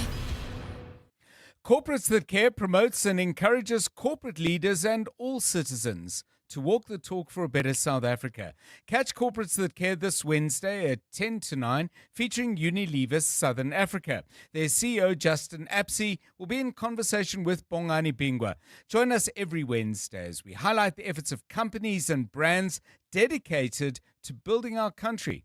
Corporates That Care is a Primedia Cares initiative with 702 and Primedia Outdoor. 702, let's walk the talk and make a difference together. At the heart of global conversations shaping our future, Africa's voice is more important than ever. As proud lead sponsor of the B20, the Standard Bank Group is honored to showcase the continent's growth, partnerships, and potential on the world stage. Because driving Africa's growth isn't just our ambition, it's our purpose. Tune in every Monday from 3 p.m. for the Standard Bank B20 In Brief for key insights and updates around the B20. Standard Bank is an authorized FSP and registered credit provider. Young professionals aren't just changing jobs, they're walking away from the system itself. This Thursday on 702 Breakfast with Bongani Bingwa, we'll bring you a discussion inspired by the Old Mutual Thought Leaders Forum and explore the growing loyalty gap in the workplace. We'll find out what's fueling the resignation wave, why traditional retirement benefits alone no longer buy commitment, and how employers can evolve to meet the needs of a generation that's demanding more. Don't miss this important conversation, Thursday, 14 August, brought to you by Old Mutual Corporate on 702. 702. WhatsApp John On 072 702 1702. Hi, John and team. There was an interesting paper written, and I don't know who the author was at this point in time, but the definition of savanna is a mixture of trees and grassland. And what the elephants actually do is get rid of the trees to enable more grassland to come through. And there's been an encroachment of trees into our savanna, so the percentages have been skewed. So the carrying capacity of elephants is actually more than what we previously thought because of the job they do in clearing savanna or clearing trees to make room for grassland. And grassland is quite a threatened biome. So an interesting, I would have loved to have spoken to the prof about it, but it's too late. And anyway, that's my thoughts on it. Hi, John and 702. I am the third and last born. And contrary to what people would say, to say the last born is spoiled and all of that, for me it was different. I think by the time I arrived, my parents were very tired. Like I had to fend for myself for a lot of things. And my older siblings were not having it. They were not deputy parenting. And even their mistakes, I couldn't make certain mistakes because my other siblings made the mistakes before me, so I don't have an excuse to make the same mistakes. But yeah, so it was a bit tough. Yeah, it certainly does sound tough. And the question we asked a little bit earlier, by the way, was where do you fall in the birth order in your family and how has that shaped you? We can take a couple more of those. Got another question I want to put to you a little bit later as well. Reference to the interview with the prof, we spoke at about 10 to 4. It is World Elephant Day, and we had a fascinating conversation with Professor Bernard Kutsia from the University of Pretoria. He's in the Department of Zoology, focusing in particular on conservation. And if you missed that, please do go to 702 go to primemediaplus.com and you can take a listen to what he had to say. Very interesting interview indeed. 18 minutes to 5. EWN Sport. So, Tolakela, we spoke a bit about Dewald Brevis, but I must admit, Kwena Mapaka was excellent as well. Another 3 wickets added to the 4 he took. And I just want to share with you what Len had to say about Kwena. Len sending us this WhatsApp before we get into your bulletin. Kwena was smashed all over the pitch, but he kept his head high and his performance. I had the privilege of watching the match earlier, but it's my job to be honest. But big ups to the Proteas, and Brevis's knock was a marvel to watch. Protea fire very much burning. And that's where you start off in your bulletin. Absolutely, John. And the Proteas have leveled their 3-match T20 series against Australia following that 55-run win in the second match. Dewald Brevis' unbeaten 125 or 56 balls led the way as he scored the highest ever for a Proteas player at international level, and became the youngest South African to score a T20 century. God blessed me with a talent to play like that, to play aggressive, have ball striking. Since this last few years, this last year, since 28 December 2024, that's really where I made that commitment. I got a few people, they know who they are, who I trust, and the main thing was just to be the original Dewald and to be on that side of it, and every ball, wherever it is, to watch it and to hit it. Tsegofatso Mabaso and Dino van Rooyen could return to the London Pirates lineup this evening for their Betway Premiership clash against Marumo Gallants. They found themselves out of the Buccaneers squad in their first 2 games of the campaign, but with Arslan Modu in desperate need of 3 points, he's considering bringing them back. It's part of football. We know that since the beginning that we may have some very close game in the schedule. We have a lot of players. Maybe the rotation will be interesting when you have such many games in the short time. Former Premier League referee David Coote has been handed an 8-week suspension by the English FA and must attend a mandatory face-to-face education program. That's over comments he made about former Liverpool boss Jurgen Klopp. Coote was charged back in June after a video surfaced showing him making derogatory comments about the Reds and their former manager. Over to the Rugby Championship, where Australia are looking ahead to their opener against the Springboks on Saturday. Wallabies hooker Brandon Pagewa Amosa is looking forward to playing at Ellis Park as he prepares for his first clash against the Boks in 7 years.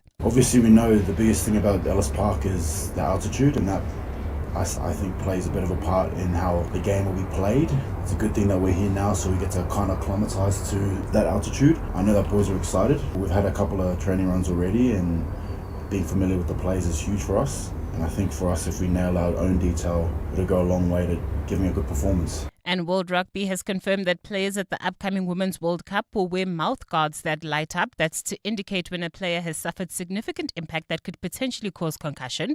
The referee will then stop play and the individual will leave the field for a head injury assessment. The aim is to introduce the system into all top-flight rugby as a way to measure the extent to which a player's head moves and rotates during a collision. Tholakele Mganga, Eyewitness News Sport. EWN Traffic. 4:45 right now on 702 Drive. This EWN Traffic is brought to you by cars.coza. Let's find what moves you. Pretoria. Esterist was the area giving us problems before. Is it shifted somewhere else now? There's more delays around Pretoria, Tshwane, John, at this stage. Let me start with Esterist. Traffic pressure on Stormfall Road between Dierteport Road and Petroleum Avenue. Groenkloof still in Pretoria. Traffic is gridlocked on George Storer Drive. This is between De Toy and the Fountain Circle. In Cederberg, traffic is also crawling. That's leaving the Pretoria CBD heading towards Soshanguve. R80 northbound between Eskiam Pahlele and Brits Road. Also in the Krugersdorp area, there's an accident scene at the intersection of the N14 Hendrik Potgieter and the R28. This is causing about an hour delay, so avoid that route. In Sandton, also traffic is heavily backed up. Expect about a 20-minute delay heading towards Midrand on the M1 northbound from Ethel Oaklands all the way to the Buccleuch interchange, while in Bryanston, slow-moving traffic on the N1 southbound from the Rivonia Road all the way to Winnie Mandela Drive. In Parktown, heading towards Boysons, traveling through the Joburg CBD, traffic is sluggish. M1 south between Killarney Bairns and the Crown interchange, and finally in Devland, heading towards Eldorado Park, bumper-to-bumper traffic due to roadworks on the Golden Highway between the N1 and Union Avenue. If you come across any other traffic issues, please WhatsApp us on 072-702-1702. There's more EWN on air, online, and on the EWN app. Do you want to buy a Honda? Cars.coza. Toyota or Mahindra? Cars.coza. Do you want to sell a Cherry? Cars.coza. Suzuki or Mercedes? Cars.coza. Polo, Kia, Mitsubishi, Havel, Hyundai, Lamborghini. Buy and sell, it's very easy. All you got to do is type Cars.coza. Cars.coza. Cars.coza. Cars.coza. Cars.coza. You're with John Perlman on 702. Let's walk the talk. Still to come on 702 Drive. All that food we waste in South Africa at a time when more than ever families are struggling to make ends meet and struggling to give their children enough food to eat, never mind themselves. We'll talk about that a little bit later. Robin Hill's joining us from the organization Food and Trees for Africa. But here's the thing I wanted to ask you about. How do you remind yourself of what it is you need to do? Are you a Post-its person where you've got a whole array of stuff? Karabo's giving me a look that says nope. Do you put all the information in the phone? in your phone? Do you keep a diary? My go-to method is to send myself emails and not to open them. So they're always in the unread section. Now, there's probably a way in which I can send them directly to a folder or something where they would actually be more conspicuous. But I do that. I've got long lists of things, paper on my desk, but that's only at home. And occasionally stuff not on Post-its, press stick, and bits of paper if it's really urgent. I've got a big note above my place where I sit and work at home that says stretch.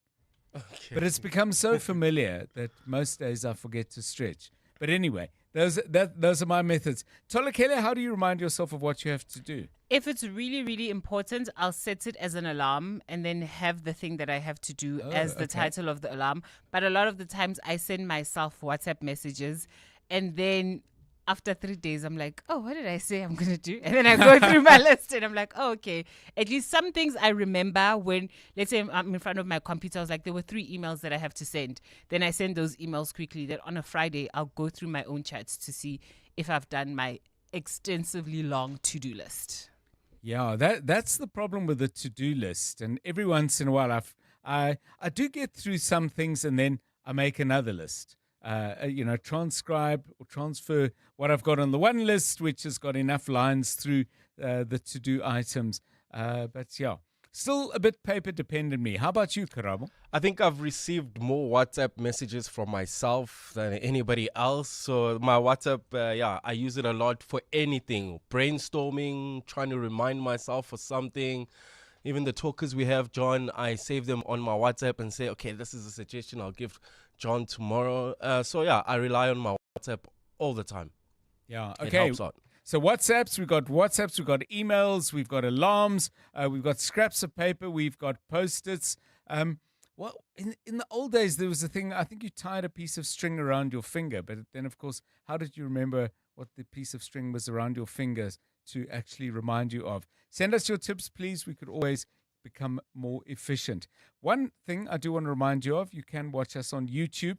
Go to YouTube, type in the word 702 Drive with John Perlman live, and that'll get you, and you can see us. You can see us, see what we look like as we go about the business of bringing you the radio you're listening to right now. It's quite fun, and we'd love it if you join us there. 702 Drive, it's 9 minutes now to 5. Drive home with John Perlman on 702. Let's walk the talk. Green Tip of the Week is brought to you by Volvo. It's safe to be brave with Volvo. Each week, we'll highlight someone or something impacting the way we can be greener, cleaner, smarter, healthier, and above all, eco-friendly. Let's welcome to the show then Robin Hills, who's Program Manager at Food and Trees for Africa. We're talking to Robin because we are very, very concerned about how, on the one hand, we have so many people who don't have enough to eat, and on the other hand, so much food in South Africa goes to waste. And it really does, huge amounts of it on a daily basis. So, where do we start? Robin Hills, good afternoon, and thanks for giving us your time on 702 Drive. Wow, John Perlman, I'm super excited to be on your show and also incredibly passionate about the issue of food waste and how we live on our planet and the kinds of decisions we make as consumers and as human beings. Yeah, well, let's start with individual households. I mean, what could and should we be doing differently? I think living consciously and living lightly on our planet demands that we are aware of the exchange. We have a responsibility to our planet to live carefully, and we can do a bunch of really useful things, okay? If we start composting, we'll become more aware of the waste that we're producing. And then when we're buying fresh vegetables, we can think locally. We can think about eating seasonally, because then we won't buy either expensive things or things that are going to go off quickly. So in terms of the food that we buy, we have bought too much of it. What should we be doing about that? Because, some people have a neighbor or a family member or perhaps I know of people who keep little polystyrene containers and offer some food that they might have to people who are asking for assistance at traffic lights and so on. But is there a better way of managing how much we buy in the first place? I think it is. It's about using what we have wisely and buying a diversity of smaller amounts of things. But that doesn't mean that we can't buy bulk, because often you save huge amounts of money by doing that. It's about cooking ahead of time and freezing what you can. I have a whole lot of lemons from a friend of mine. I juiced them and then made marmalade. Pickling things so that they don't go off means that you increase the storage life. It's also incredibly healthy to ferment things. So if you have a quarter of a cabbage and you make some stir fry, make sauerkraut with the rest of it. Bring your kids into the kitchen. Make it a family activity. Put down your phone, let go of the screen time, and think about what you're putting into your body, because that nutrition and that relationship with the planet and your relationship with food is going to replenish more than just your soul, more than just your bank account. So I see in something that you've published, there's a headline, "Buy the Ugly Carrot." Why? Yes. So this is it. So often as consumers, we're thinking about what it looks like, Yes. right? But a vegetable, its nutritional value is more about how fresh it is and how it was farmed. So don't only buy things for what they look like. Think about where they come from. Think about if there's a market garden in your community, if you can access that. If there's a fresh produce aggregation model like Harvest of Hope or Straight from the Ground, those are two NGOs, both in Joburg and Cape Town, that source vegetables from small-scale growers. That means you're much closer to the farmer, which enables you to find out more about their soil practices and about the freshness of your vegetables. I want to return to something you were talking about earlier, Robin Hills, where you said buy stuff that's in season. You also urging people to eat local. How does that actually work? Because most people that I know, and maybe I'm just starting with myself, I shop, I'm usually squeezing it into an already quite busy day. I do only buy South African produce, but I don't really know where it comes from within the geography of South Africa. I mean, how do I refine that to be even more effective? I mean, looking up what is seasonal is thinking about the season we're in, all right? So spring, you're going to find lots of leaf crops. That's the first thing that comes out of the ground. Sprouts. You're not yet in the full throes of summer where you're getting fruiting things like tomatoes and brinjals and green peppers and chilies. So just like a plant would grow in spring, it starts with its leaves, then it goes into its fruit. And then in winter, those root crops are what's being harvested a lot. Leeks, onions, carrots, beetroots, everything that you put into a soup. And it is what our bodies tend to crave as well. So do a little bit of research into your retailer. Look at the labeling wherever you can, and ask questions on your local WhatsApp street groups. Thank you very much. Robin Hills joining us from Food and Trees for Africa, where she is the program manager. Some thoughts on how we can just waste less food in our country. We've, of course, had this conversation about large-scale wasting within the commercial food system, but it's a story to which I'm sure you will return. Remember when you had to wait for dial-up to connect? Technology moves on. So why are people still driving cars like it's 1999? Volvo's plug-in hybrids are the upgrade you've been waiting for. You don't need diesel power. You just need a second electric motor. Just like you updated from dial-up to fiber, you can upgrade your drive with electric for the city and fuel for the open road. Don't be the last one to catch up. You're late for your test drive. It's safe to be brave with Volvo. Green Tip of the Week was brought to you by Volvo. Tune in again next week, Tuesday, for another Green Tip of the Week.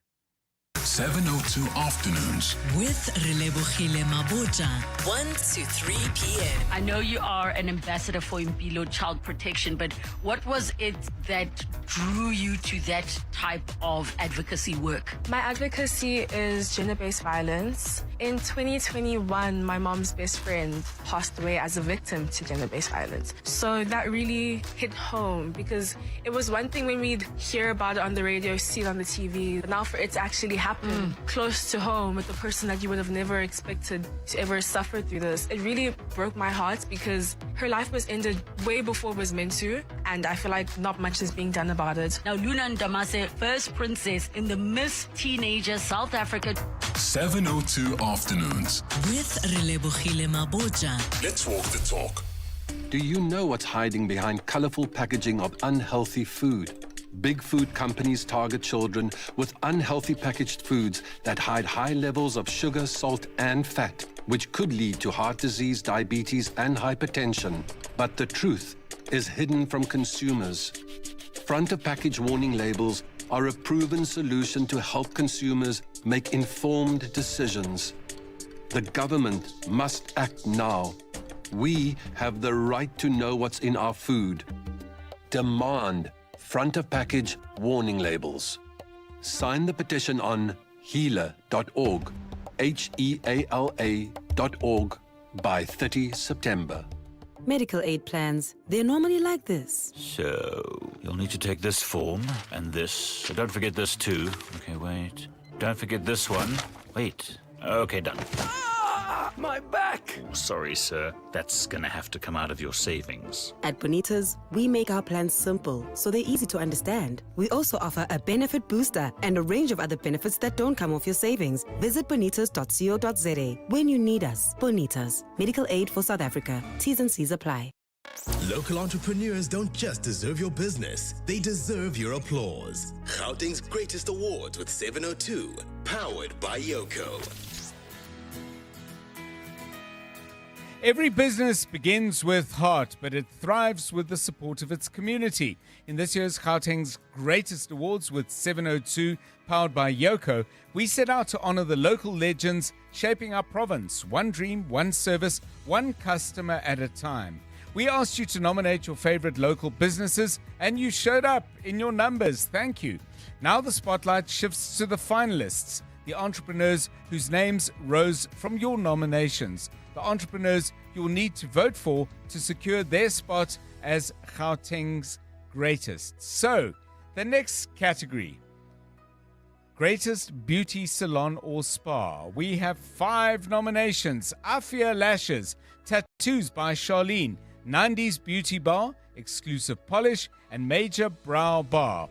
You're fully booked, the phone's ringing, WhatsApps are rolling in, and you still need to cash up. Yoko Counters got your back with one smart, beautifully designed point-of-sale system that accepts payments and tracks sales, staff, and stock all from the counter. It's the smartest till you will ever own. Ready to upgrade your business? Go to yoko.com. So we have our 5 finalists in the Greatest Beauty Salon Spa category. These are the businesses you believed in. These are your finalists. Voting opens tomorrow at 6 a.m. on primemediaplus.com, and it's your chance to help crown the best of the best. Keep listening to 702 throughout the day as we reveal more names in the running for Gauteng's Greatest with 702, powered by Yoko. This is EWN. Evicted Germiston residents gather their belongings from the street, and 6 out of 10 industries cut jobs as unemployment rises.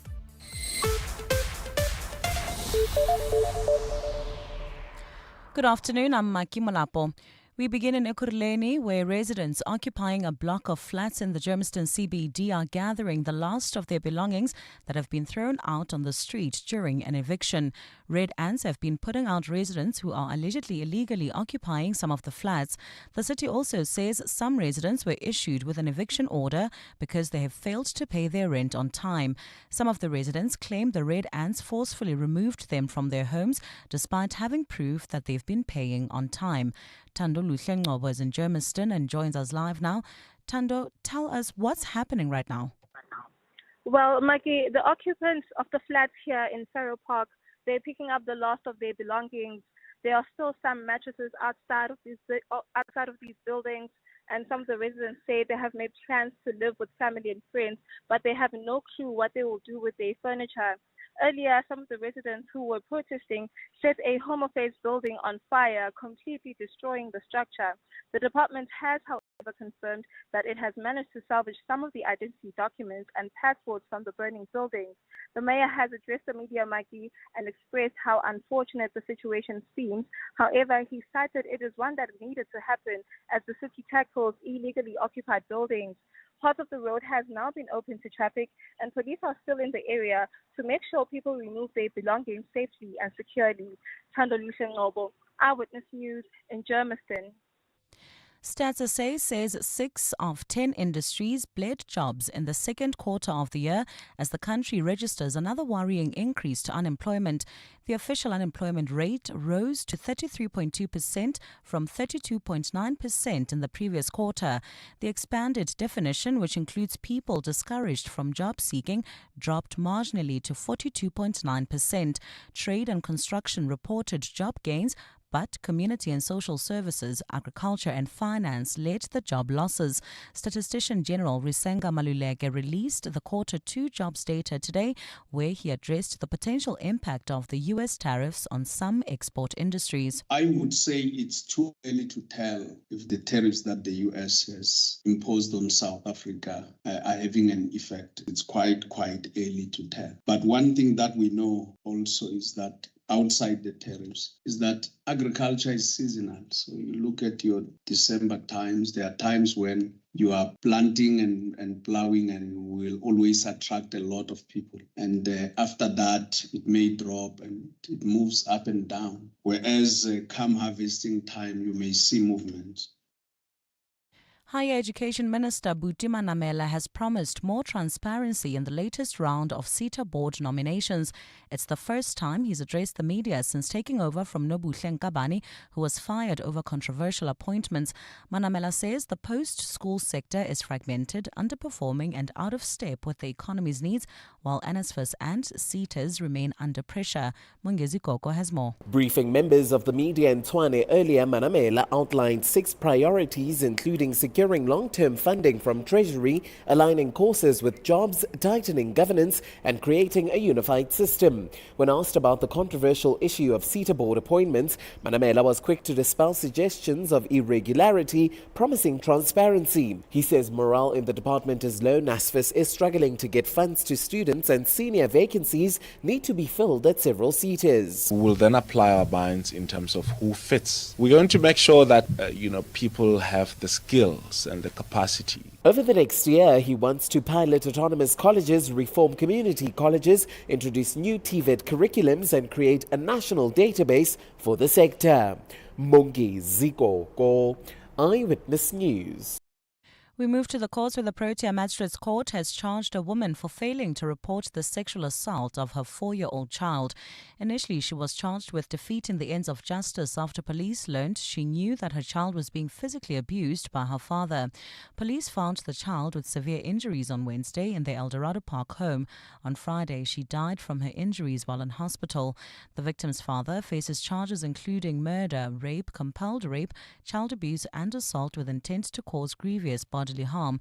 The two appeared separately in court today. The NPA spokesperson Pindim Jonondwana explains why.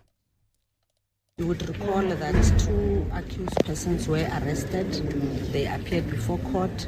However, as the NPA, we've decided to separate the 2 cases because we don't have evidential material that suggests that the alleged offences were done jointly. Parliament's Cooperative Governance Committee has expressed deep concern that one of the most problematic municipalities in the Free State does not have a functional public accounts committee to scrutinise expenditure. Dihlabeng Local Municipality Mayor Tseki has today told the committee that councillors simply dodge scheduled meetings. It's part of a litany of problems highlighted by the Auditor General that's prompted committee chairperson Zweli Mkhize to question whether the municipality should be placed under administration. Lindsay Dentlinger has more. The ANC majority municipality, which includes the towns of Bethlehem and Clarence, wants to write off 40 million rand in debt owing to it. While Speaker Thabeleng Mofokeng says she wants the recommendation to be reconsidered, the Municipal Public Accounts Committee is unable to quorate itself for meetings. The council also doesn't have a permanent mayoral committee member for finance. Mayor Tseki says councillors lack the requisite skills for the job. There seems to be, in a way, councillors that can be able to even check what we call the financial reports. Pushed by chairperson Zweli Mkhize for an action plan to get the impact functional, Tseki passed the buck to Speaker Mofokeng. I will make sure that going forward, the code of conduct of councillors applies to them. Tseki is pledged to make a permanent appointment to the mayoral finance portfolio within 2 weeks. Lindsay Dentlinger, Eyewitness News, Parliament. Gold's trading at $3,341.11 an ounce. The rand's at 17.60 to the dollar, at 23.75 to the pound, at 20.53 to the euro. Brent crude oil's at $66.35 a barrel. In Krugersdorp, there's an accident scene at the intersection of 14th Hendrik Potgieter, the N14 Hendrik Potgieter and the R28. This is causing about an hour delay. Sandton also expect about a 20-minute delay heading towards Midrand on the M1 northbound between Ethel Oaklands and the Butlu interchange. And in Bryanston, traffic remains sluggish on the N1 southbound between Rivonia Road and Winnie Mandela Drive. In your sport, Orlando Pirates and Mamelodi Sundowns in search of their first wins on match day 2 of the Betway Premiership. PSG leave Gianluigi Donnarumma out of UEFA Super Cup squad. And Timo Mills not allowed to have OnlyFans logo on his bat in the 100. Look at your weather. Partly cloudy skies in store for Gauteng. Tomorrow, Joburg will drop to overnight lows of 9 degrees and peak at highs of 21. Pretoria is also at lows of 9, reaching highs of 22. Vereeniging's at 7, also reaching highs of 22 degrees. The top story in Eyewitness News this hour. Residents occupying a block of flats in Germiston CBD are gathering the last of their belongings that have been thrown out of the street during an eviction. EWN, in touch, in tune and independent. For the latest, visit ewn.co.za or download the EWN app. Show up for the finalist who showed up for you. Gauteng's greatest awards with 702 and Yoko. Vote for your favorite local business now on primediaplus.com. 702. Drive home with John Perlman. John Perlman, 3 to 6 p.m. On 92.7 and 106 FM. Let's walk the talk. 702 Drive, welcome to the last hour. It is 11 minutes past 5. It's great to have you with us on the show. A very, very troubled day indeed out in Germiston, and the troubles, it would seem, are not over. You heard a moment ago, evicted Germiston residents have their belongings now out on the street. We've had the burning of the Home Affairs building in that East Rand town, and there's more, so much more to discuss. We'll get into it a little bit later.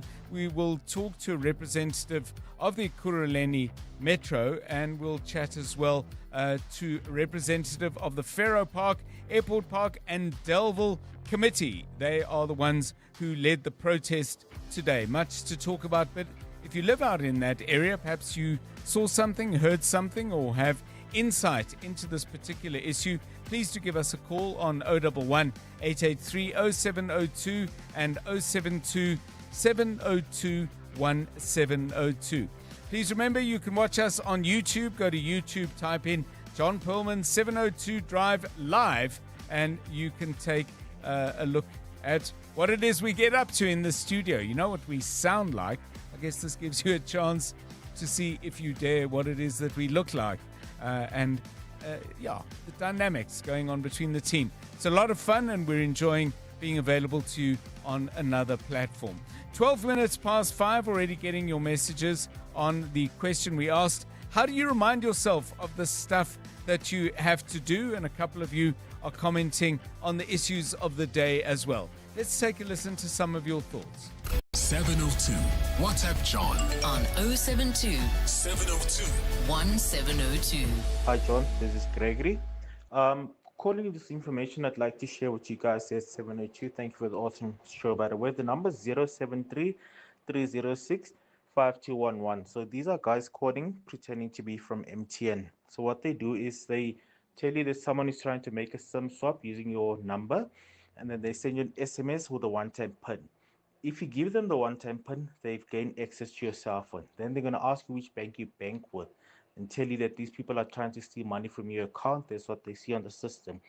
They send you another SMS with a one-time PIN. If you give them that one-time PIN, now they've got access to your bank account and they start stealing your money. So please ask people to be aware of this. The number again is 073 306 5211. Thank you very much. Please share this with the rest of South Africa. Thank you. Goodbye. Hi, afternoon, John and Co. Farouk, Manjidog, Observatory. Re-waste of food. Well, it's great to eat seasonally, which is the basis of Ayurvedic eating. And if we stuck to that through the ages, we'd be really a lot healthier anyway. But also there's an interesting group of people out of the Western Cape, and they have an app called Refreshy, which puts food that is going off on the market, and you just go onto the app and you find your bag and you get goodies in a bag called the Refreshy bag, which is kind of near, maybe not, a couple of days near going off or whatever, and you buy that at half price or much less than that. So that's a great new development for us Joesites.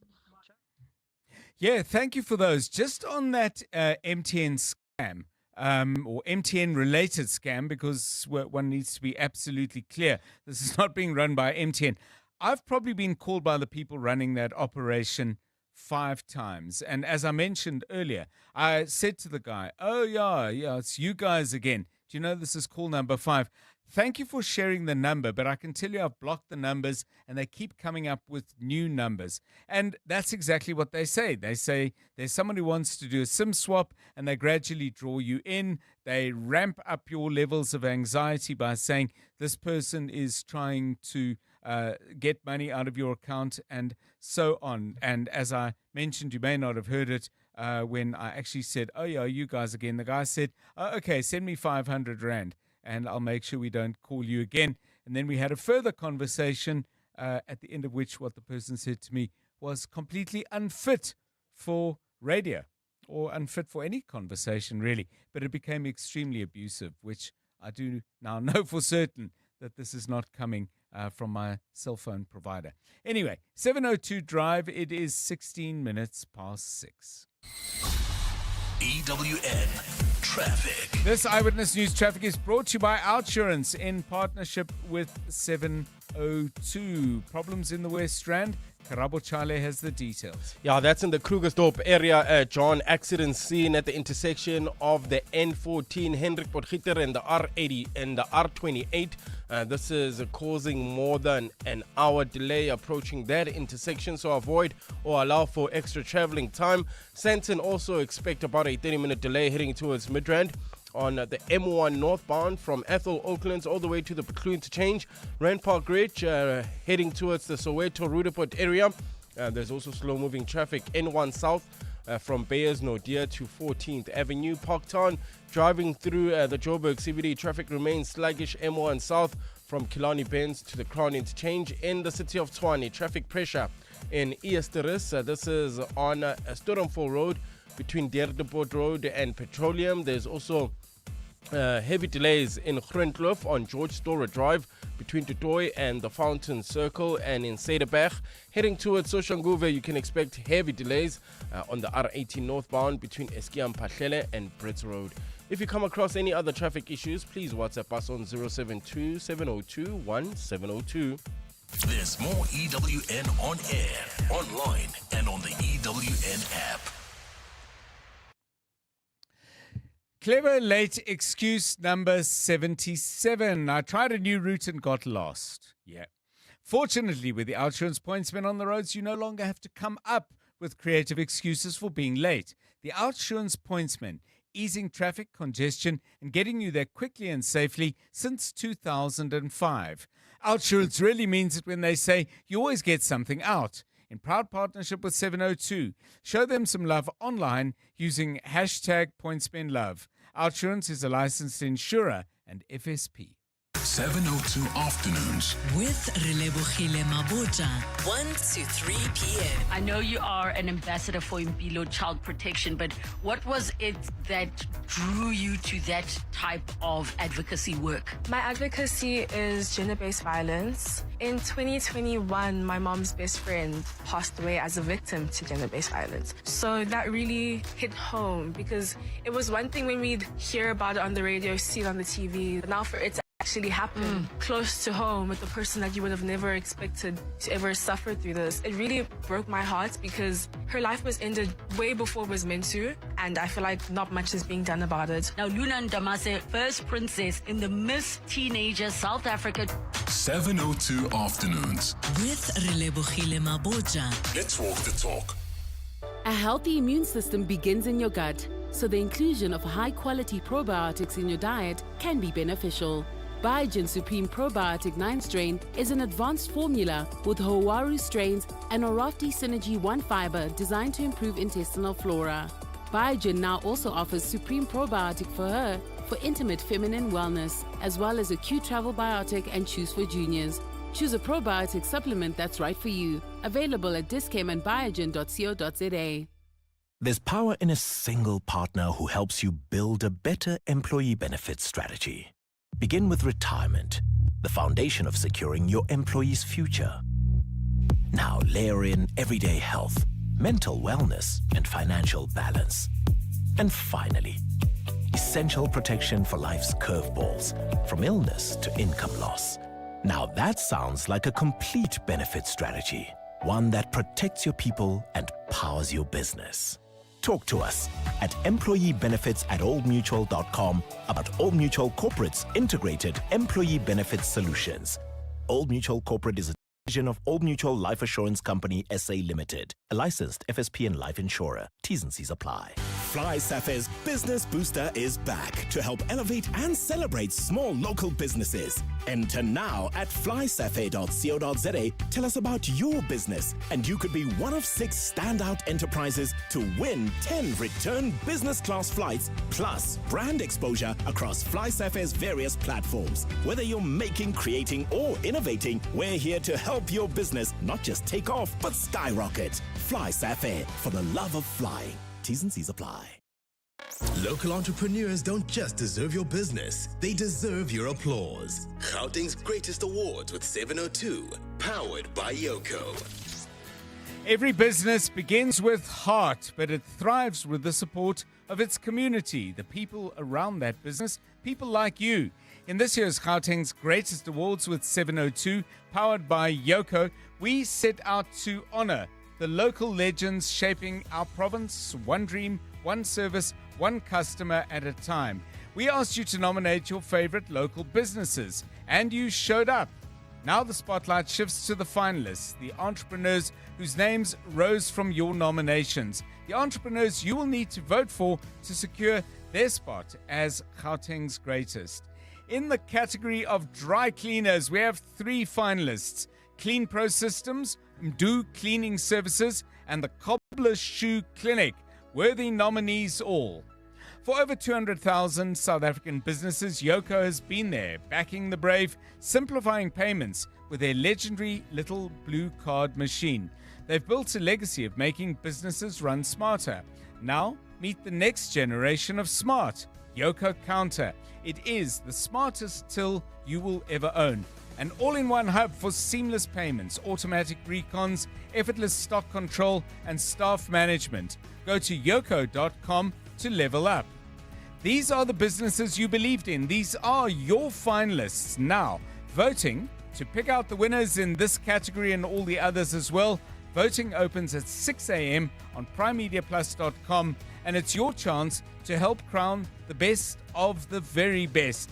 Keep listening to 702 throughout the day as we reveal more names in the running for Gauteng's greatest with 702, powered by Yoko. You're with John Perlman on 702. Let's walk the talk. Well, as I said earlier, it is, by the way, 23 minutes past 5. It has been a very difficult day indeed out in the town of Germiston in Ekurhuleni. There have been protests, there have been evictions, and a Home Affairs building has been gutted by fire with huge consequences, I would think, for anybody who had their documents or applications housed in that particular facility.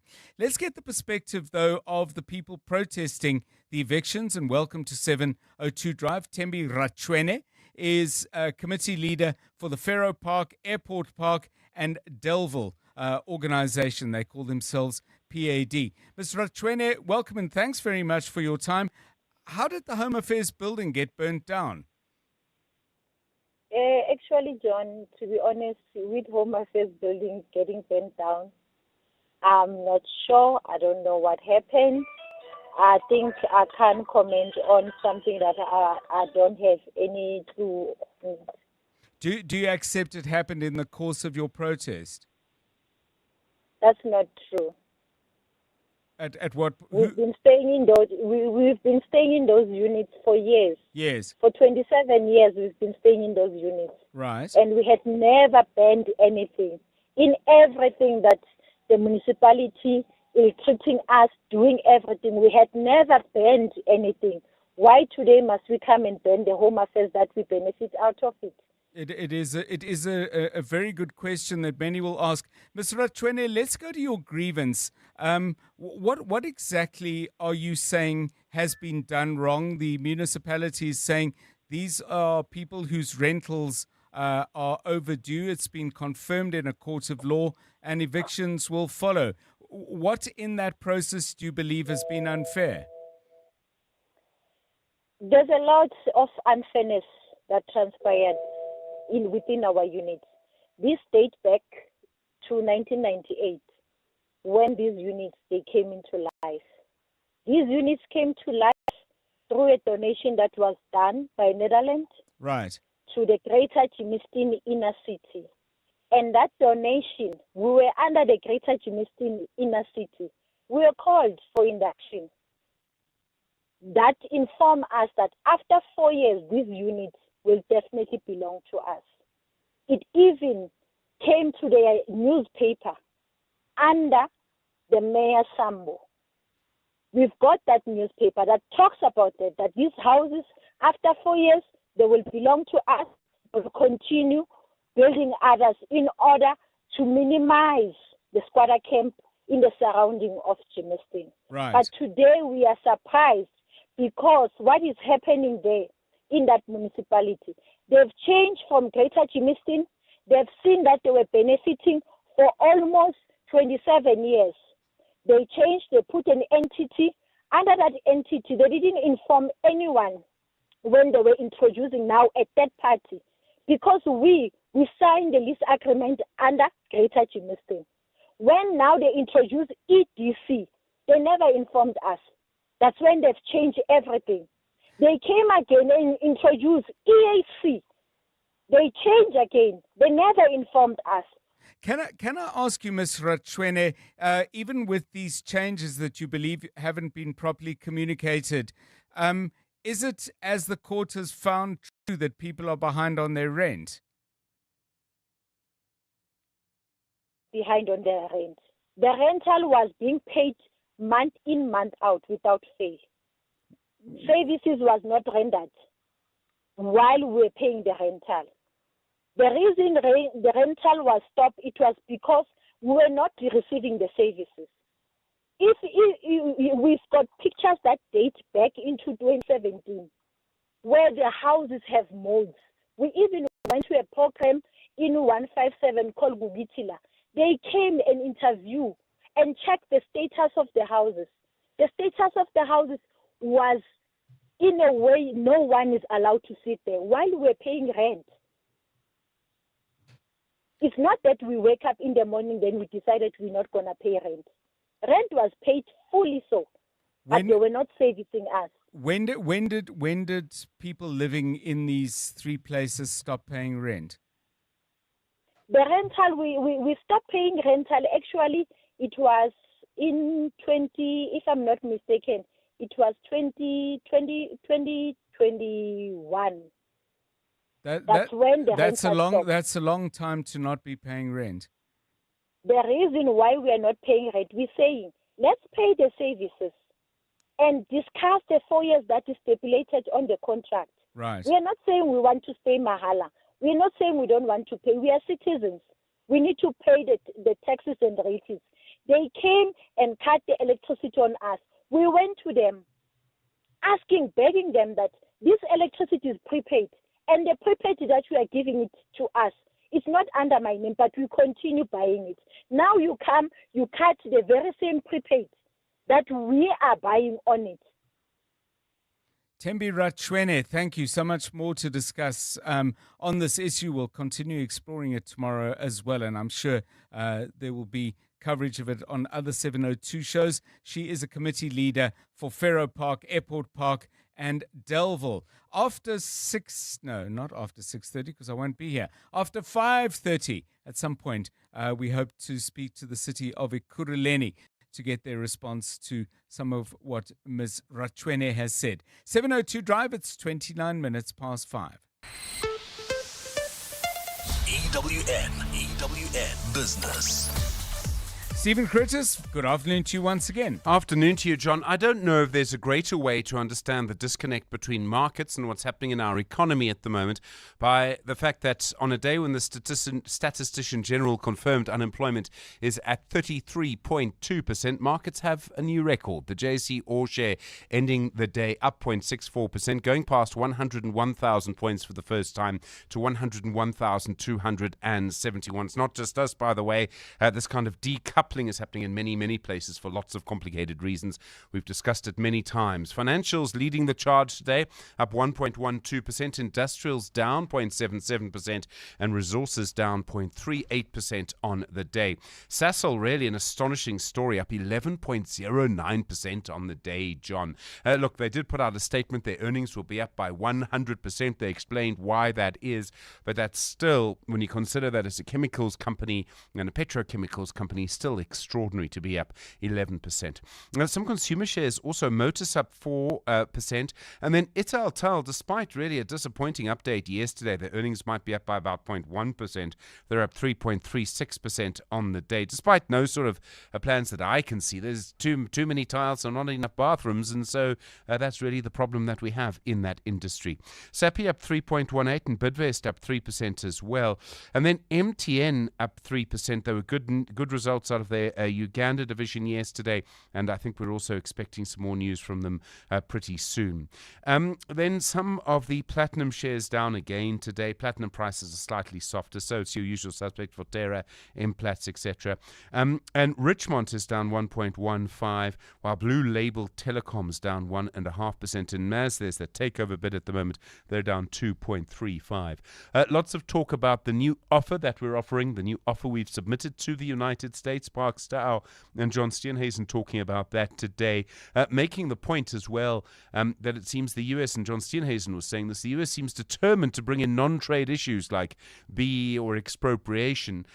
These are things that you think John Steenhuisen would kind of jump on, but he's saying you can't just give up sovereignty. He's sort of saying we've got to leave it to internal processes. In the US, the main indices opening higher. There were inflation figures in the US today. They were broadly in line with expectations for July. That suggests then that there will be low interest rates from the US Fed next month. The Dow Jones is up 1%. The Nasdaq is up 0.82%. The S&P 500 is up 0.79%. The gold price at the moment, $3,342.68. Platinum, $1,335.94. Brent crude, $66.49. And the rand to the dollar, 17.60. To the euro, 20.54. To the British pound, 23.76. On the Money Show, the Statistician General, Rusenga Malaleke, we'll be talking to him about the changes that are being made to the questionnaire. Also, the Competition Commission and the Constitutional Court and the RAND manipulation case. John, this has been going on since 2017, and I remember so clearly the Competition Commission saying to me in an interview at the time, no, this will be over quickly. Well, 8 years later, and we're still going. I mean, I'm not sure that it'll ever end, but this is where we are. Also tonight, we'll be talking about the sort of sandwich generation, people who are working, who have to support their children and their parents. Stephen Curtis, EWN business. Thanks, Stephen. 27 minutes to 6. The latest news right now with Maki Molapo. Good afternoon. Thanks, John. Good afternoon. The auctioneers of the Gupta brothers Saxonwold compound have successfully collected over 34 million rand for all three properties. Park Village Auctions have sold the properties and their contents. Earlier this month, only one of the three properties were auctioned off during a sitting in Saxonwold. Khomotso Modise has more. Only the smaller, more modest property, which was part of the Gupta Saxonwold compound, was auctioned off last month in a well-attended auction on the balcony of one of the properties. But the sale with that buyer fell through, and now all three properties have been sold to a single buyer for 34.5 million rand. The same buyer also bought the furniture that remained unsold in the 17-bedroom, 8-bedroom and 3-bedroom properties. The buyer, who cannot be named, also bought a fourth property in the same street for 6.5 million rand. The business rescue practitioners say there are no more significant assets belonging to the Gupta brothers to be sold in South Africa. Khomotso Modise, Eyewitness News. Gauteng Home Affairs Manager Mamukubung Moroke says they've managed to salvage some ID documents and passports following a fire at one of their buildings in Germiston today. The structure was set alight by protesters who threw a petrol bomb at the building. The group has been demonstrating over housing evictions that were underway in the area today, conducted by the city of Ekurhuleni's housing department.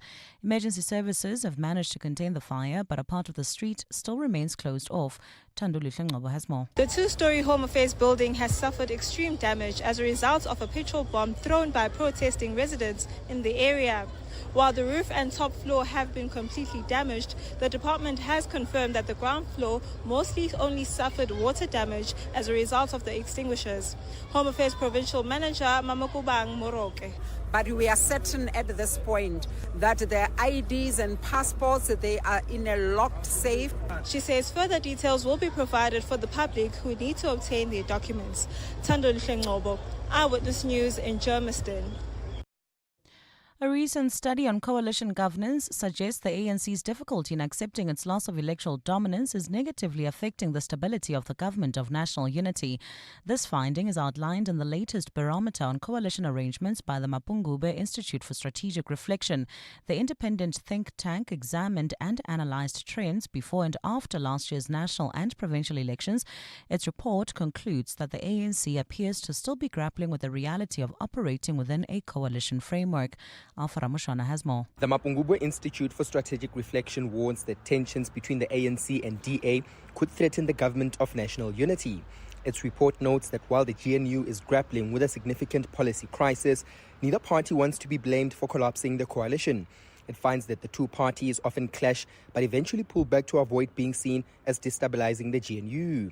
Lead researcher Susan Boysen adds that the ANC appears to be struggling to come to terms with its new reality. The ANC is perhaps still trying to come to terms with the fact that it is now in a coalition government where it is expected that power must be shared. Instead, the GNU is used as a platform to help mobilize for a return to majority power. She says the smaller parties in the GNU do not pose an ideological threat to the stability of the GNU. Alpha Ramshwana, Eyewitness News, Johannesburg. Multinational cigarette manufacturer British American Tobacco says new smoking legislation is critically flawed and will be devastating for the compliant cigarette market.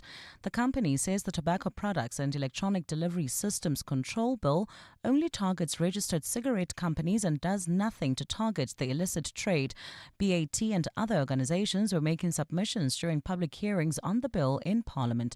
Babala Ndenza reports. The bill was drawn up by the Health Department to regulate smoking and the sale and advertising of tobacco products, as well as electronic delivery systems, or vapes. But the legislation has been met with opposition by one of the country's biggest cigarette manufacturers. BAT's head of corporate and regulatory affairs, Johnny Moloto, says while the intention to reduce smoking is a good one, the bill will affect only a small portion of the industry. BAT believes that the fundamental flaw in this bill is that it will only affect 25% of the tobacco market. This impact will only be felt by a small compliant minority while the illicit majority thrive. Moloto says the sections of the bill the company is concerned with hands the health minister a blank check to dictate every aspect of the industry, including the power to ban categories like flavors used by smokers. Babalo Ndenza, Eyewitness News. And the World Health Organization says Israel should let it stock medical supplies to deal with a catastrophic health situation in Gaza before it seizes control of Gaza City. Israel has said its military would take control of the city in a plan approved by Prime Minister Benjamin Netanyahu's security. UN agencies warned last month that famine was unfolding in Gaza, with Israel severely restricting aid entry. A look at your weather. Partly cloudy Wednesday in store for Gauteng. Temperatures will drop to overnight lows between 7 and 9 degrees and peak at alternating highs of 21 and 22 degrees. Wonderboom, Pretoria traffic heavily backed up on Steve Biko between Hertzog and Wonderboom Hoër School. There's also slow-moving traffic in Cederberg on the R80 northbound. This is heading towards Soshanguve between Skiampahlele and the Hairpin Bend. And in Parktown, traveling through the Joburg CBD, traffic is sluggish. M1 south between Killarney Pens and the Crown Interchange. The top story in Eyewitness News. The auctioneers of the Gupta brothers Saxonwold compound have successfully collected over 34 million rand for all three properties.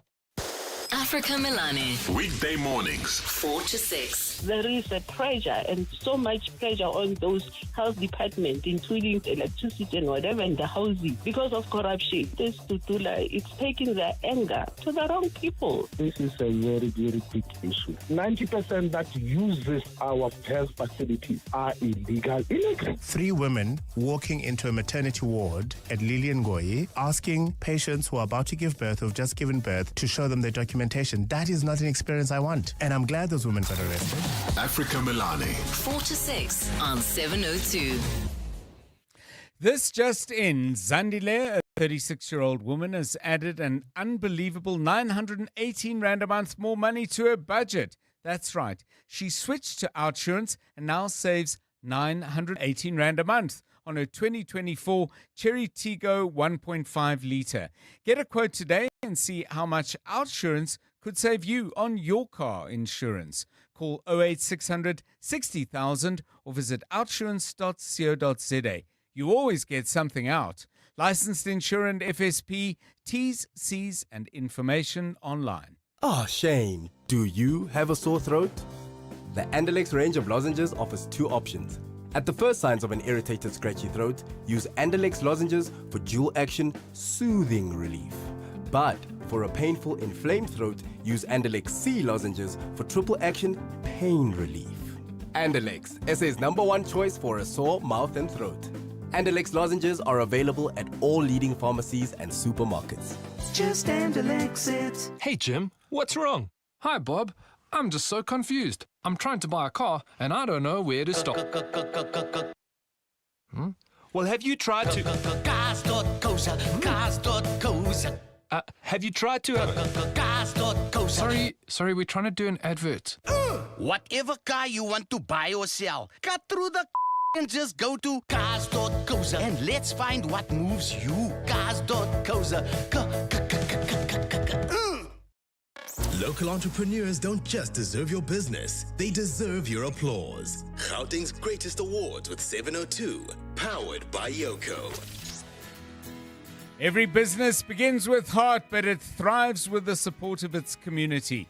In this year's Gauteng's Greatest Awards with 702, powered by Yoko, we set out to honor the local legends shaping our province. One dream, one service, one customer at a time. We asked you to nominate your favorite local businesses, and you showed up. Big time. Now the spotlight shifts to the finalists, the entrepreneurs whose names rose from your nominations, the entrepreneurs you'll need to vote for to secure their spot as Gauteng's greatest. Now, in the category of the greatest bookshop, BK Publishing, Love Books, Soweto Book Cafe, and the Book Lounge. Business owners and budding entrepreneurs, listen up. What if your till could think for you? Introducing Yoko Counter, the smartest till you will ever own. Cut guesswork and save time with integrated payments, real-time reports, seamless stock management, and easy staff tracking. It's all connected right there on one device. Upgrade to Yoko Counter at yoko.com and save yourself precious time and money. These are the businesses you believed in. These are your finalists.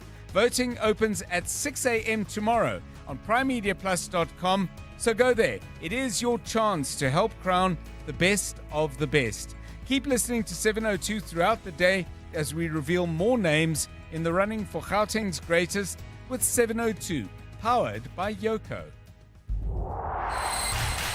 EWN Sport. The Betway Premiership continues this evening with 3 games scheduled. Tolakele has the details. Good afternoon. Afternoon, John. And it'll see Orlando Pirates away to Marumo Gallants while Mamelodi Sundowns host Amazulu, with the defending champions having dropped points to Chipa in their season opener. Zugom Tunyelwa has discussed what they've been working on to ensure they return to winning ways. We were working on certain things that I cannot mention because they are very tactical for us as a team, and they are very key for us and the game. So we are very much aware of their weaknesses and their strengths. So we'll try to capitalize on their weaknesses and try to be strong on their strengths and limit their strengths. PSG have left goalkeeper Gianluigi Donnarumma out of their squad for Wednesday's UEFA Super Cup clash against Tottenham Hotspur. That's amid reports linking him with a move away from the French side. Donnarumma was a key player as they won League One and the UEFA Champions League last season, but the Parisians are said to be keen to cash in on him now with his contract due to end next year. Over to cricket, where the Proteas' next generation led the charge as they claimed a 53-run win over Australia as they levelled the 3-match T20 series. Kirban Bosch and Kwena Mapaga took 3 wickets each as they had their hosts all out for 165. That's in their chase of a victory target of 219. Earlier, Devalt Brevis scored South Africa's highest individual T20 score with a blistering 125 not out from 56 balls. I've always believed this is where I need to be and where I will be. So I never had doubt or anything. It's all about cricket, how things work out. It's a roller coaster. You have your ups, you have your downs, and it's never ever have I doubted myself. This is just for me the start of, if I could say it like that. It's not that this happened now and now I'm happy or anything. Like, I just want to keep working hard, do the same things. The next match is the next match. And England fast bowler Timol Mills has been blocked from promoting his OnlyFans account by placing the logo on his bat during the 100. The Southern Brave star joined the platform last week with the aim of providing content that would give subscribers a closer and more personal look into the life of a professional cricketer. But organisers have refused his request on the basis that they don't believe that OnlyFans aligns with family-friendly values of the 100. Tolagele Mganga, Eyewitness News Sport. EWN Traffic. 5:45, so we're deep into rush hour. Karabo Chale has the very latest details, including an update from out on the West Rand. Yes, John, we're still dealing with that accident scene in the Krugersdorp area. This is approaching the intersection of the N14 Hendrik Potgieter and the R28. This is still causing heavy delays, so allow for extra traveling time or avoid that intersection if you can. Sandton also expect about a 20-minute delay. Heading towards Midrand, M1 northbound from Ethel Oaklands all the way to the Bethlehem interchange, while in Rand Park Ridge traveling towards Soweto. Expect some delays. N1 south from Bayers Naudé to 14th Avenue. Parktown driving through the Joburg CBD. Traffic remains sluggish. M1 south from Killarney Benz to the Crown interchange, while in the city of Tshwane Wonderboom, traffic heavily backed up on Steve Biko Road between Hertog and Hoërskool Wonderboom, and in Cederberg we still have slow moving traffic heading towards Seshanguve, R80 northbound between Eskiam Patlele and the Hairpin Bend. If you come across any other traffic issues, please WhatsApp us on 072 702 1702. There's more EWN on air, online, and on the EWN app. You're with John Perlman on 702. Let's walk the talk. 702 Drive.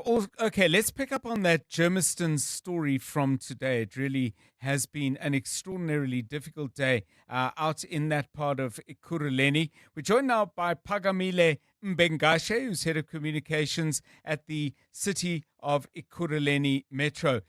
Very good afternoon to you, Mr. Mbengashe, and thanks so much for giving us your time. We heard earlier from Tembi Ratshweni, who is a community leader in the 3 areas where the disputes have arisen. She seemed to be saying a number of things, and one of them is that they've been in dispute with the council for a long time, with the metro, because they feel they're not getting services, they're not getting properly looked after for the rates and other fees that they pay.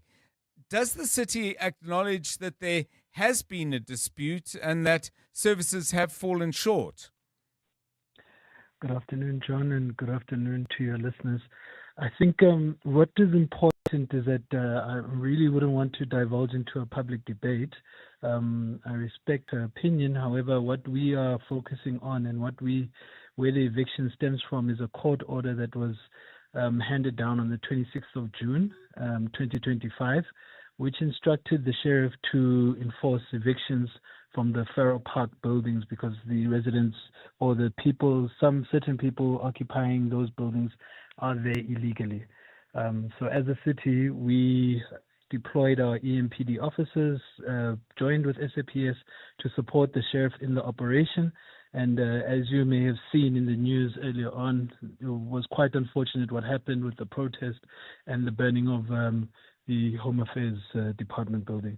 When you say people are living there illegally, what are the grounds of their illegality? So one, there's one of people who are occupying those buildings who are not supposed to be occupying those buildings, and then two, there are those who have not paid rates and taxes or rent for a number of years. So remember, even when you buy a new property or you enter a lease with a property owner, there is a contract, and it's your responsibility as a tenant to honor that contract. That contract has not been honored in this case, and the city has been giving some of the residents almost over a year or years of patience and lenience and trying to engage and say, please pay your rates because it's just the right thing to do. However, the Ekurhuleni Housing Company, our entity that manages those rental stocks, had no choice but to go to court, and the court ruled in our favor for eviction. So one of the points, Mr. Mbengashe, that was made by Ms. Ratshweni is that some of them have not been paying what they owe since 2021. Why was this allowed to drag on for as long as it has? Clearly, the quantum of money owed to the Metro would have grown enormously. But secondly, I would have thought that the problem and the levels of grievance would have deepened over that time. Look, John, like I said, the eviction is not a very nice process. I don't think anybody celebrates when it gets to that point. And what we've been trying to do for the longest time is to try and engage and get people to at least create a payment plan so that we can make sure that these buildings are sustainable. But like I said, the Ekurhuleni Housing Company reached the end of the road, which meant that they had to go to court. And the good thing about everything that happened today is that it was a court order that was being executed by the sheriff. So all matters that are raised around the issue are actually court matters, and the court the judge he handed down a judgment, and it was just executed today. So one of the other things Ms. Ratshweni said right at the beginning, Mr. Mbengashe, was that some of them occupied, I don't know if it's all of the housing units or only some of them, on the basis that this was built as some kind of contribution to South Africa's social development by the government of the Netherlands, and they were expecting, if they paid rent over time, that they would eventually become owners of these units. If I've understood what she was saying correctly, can you give me your view on that? Is that a thread in this particular dispute, and might there be some people who are currently facing eviction who could have a grievance in that regard? I'm not avoiding the question, John. Unfortunately, I can't speak on her behalf. She speaks in her own private capacity. Matters were raised in the court, and like I'm saying, the court order states that the residents that we have identified are occupying the building illegally. So what she spoke about, unfortunately, I can't speak to. What I can speak to is that the matter was ventilated in a court, which is a fair platform where each side can state their case. We have a judge who has made a ruling, and the court order said that there must be an eviction. The sheriff of the court executed the eviction, and unfortunately, during that process, the protest became violent. 2 people were arrested, and the whole Home Affairs building has been burnt down.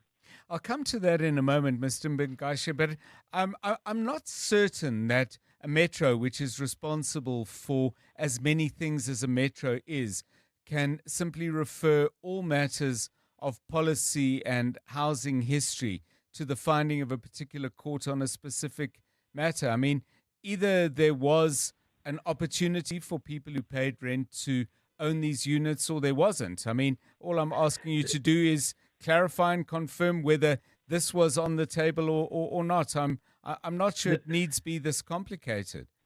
No, I'm not making it complicated, John. I'm saying issues that are outside of the court ruling must be discussed in a different platform. Which platform would that be?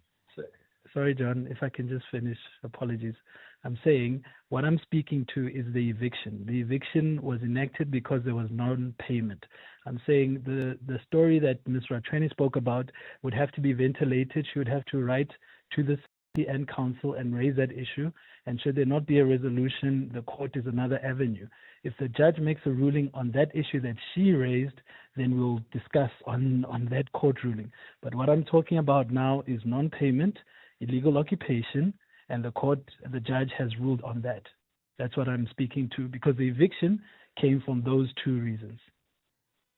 But we approached the city of Ekurhuleni to talk about the court matter, the violence that we saw today, and the roots of this conflict. I'm asking you about one aspect of the roots of this conflict. I'm puzzled to try and understand why it's difficult for you to say, yes, this was...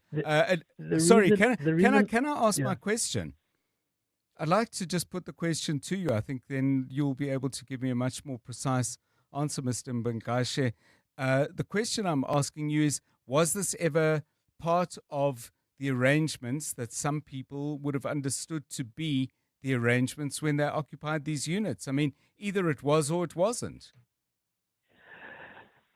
May I respond, John? Yes, go. Yes, I'm saying the reason why there was a protest today, the reason why the Home Affairs building was burnt down today was because of a court order that enforced an eviction at the Faro Park buildings. I'm saying the two reasons why the court instituted this order was one of non-payment for a prolonged period of time. The second was illegal occupation of buildings. Now, I'm saying that I would not want to get into a public debate on what Ms. Rufua said. I can speak to what I know, which is the court order, which was handed down on the 26th of June, 2025, and that is what was instituted by the sheriff of the court today. How many people have been arrested for who may be involved in the burning down of the Home Affairs building? As I'm aware of now, 2 people have been arrested. It was 2 females. The deputy police commissioner had mentioned that they have identified some of the instigators of the fire. However, we'll just wait for the report from SAPS to inform us if more people have been arrested. We should be getting it this evening. In what forums, and if you can perhaps give us, a sense of how often have the people who lived in these buildings who've now been evicted, to what extent have they raised with you their concerns that the services they were paying for were insufficient? They would have raised that with the Ekurhuleni Housing Company. I know even last year there was a process where there was protests from a different low-cost housing development in Germiston as well, and that's an ongoing process of public consultation with the Ekurhuleni Housing Company. When issues are raised, obviously we must hear them out and find a resolution to it. But part and parcel of the issues, John, is that when there is no income coming in, it becomes difficult for the housing company to maintain those said buildings. I mean, like I said, it's a low-cost rental stock, which means that it's subsidized but some of the funds that we should be receiving from the income is intended to maintain the upkeep of those buildings. Now, if it hasn't been coming in for a number of years, it puts the housing company in a tight position. How do you service these buildings? How do you maintain the infrastructure when there's no income coming in? Thank you very much. Phakamile Mbengashe, Head of Communications at the City of Ekurhuleni Metro. The Midday Report. Weekdays, 12 to 1. Were you anticipating this level of resistance? Not this level. Usually we do experience resistance when we are conducting evictions. The burning of the Home Affairs office is totally unacceptable. We are also, as you know, as municipalities across the country, we are cash-strapped, and part and parcel of some of the initiatives we are taking in the credit control environment is that we need to revitalize our CBDs, but that requires capital. Pakamile Mbengashe. The Midday Report with Mandy Wiener. 12 to 1 on 702. 702. The Momentum She Owns Her Success workshop is back for season 7, and this year it's all about how women have the algorithm. Join them as they unpack the invisible codes that power her financial success on the 16th of August. Get the formula for your career, your money, and your life from inspirational women that make it all happen. Register now for the She Owns Her Success workshops at momentum.co.za. Momentum is part of Momentum Group Limited, an authorized and registered credit provider. When you empower a woman, you empower a whole nation. Women have a remarkable way of multiplying whatever is placed in their hands. This August, we're celebrating Women's Month with the theme Building Resilient Economies for All. We reflect and honor the courageous women of 1956 who took a stand against the injustices of the past. We also recognize and celebrate all South African women who continue to lead, build, and inspire across every part of our society, from business and education to peace building and beyond. Yes, there is still much to be done. The pursuit to achieving total gender equality and empowerment will continue until every woman is able to enjoy the benefits of a safe and just society. #Rekaufela Basadi. #Women's Month 2025. A message by the National Department of Sport, Arts and Culture. Every day I'm hustling. It's our reality as business owners. And it's good to know that there's someone out there who takes care of the business that makes the business. Gotta love My Way Business Insurance. Saving big on premiums with 24/7 emergency services, plus My Business Assist with marketing, legal, and labor advice services. Visit myway.co.za or dial 0860 64 64 64 and get a quote today. My Way is a licensed non-life insurer and FSP. T's, C's, and standard rates apply. My Way. Live your way. You're with John Perlman on 702. That's just about it for 702 Drive with me, John Perlman, and the rest of the team. Have a wonderful Tuesday. Good night. And now, The Money Show with Stephen Grootes, live on 92.7 and 106 FM. Streaming on the Prime Media Plus app and DSTV channel 856. The Money Show with Stephen Grootes is brought to you by Absa CIB, equipping you with efficient and secure cash management solutions for your business. Good evening.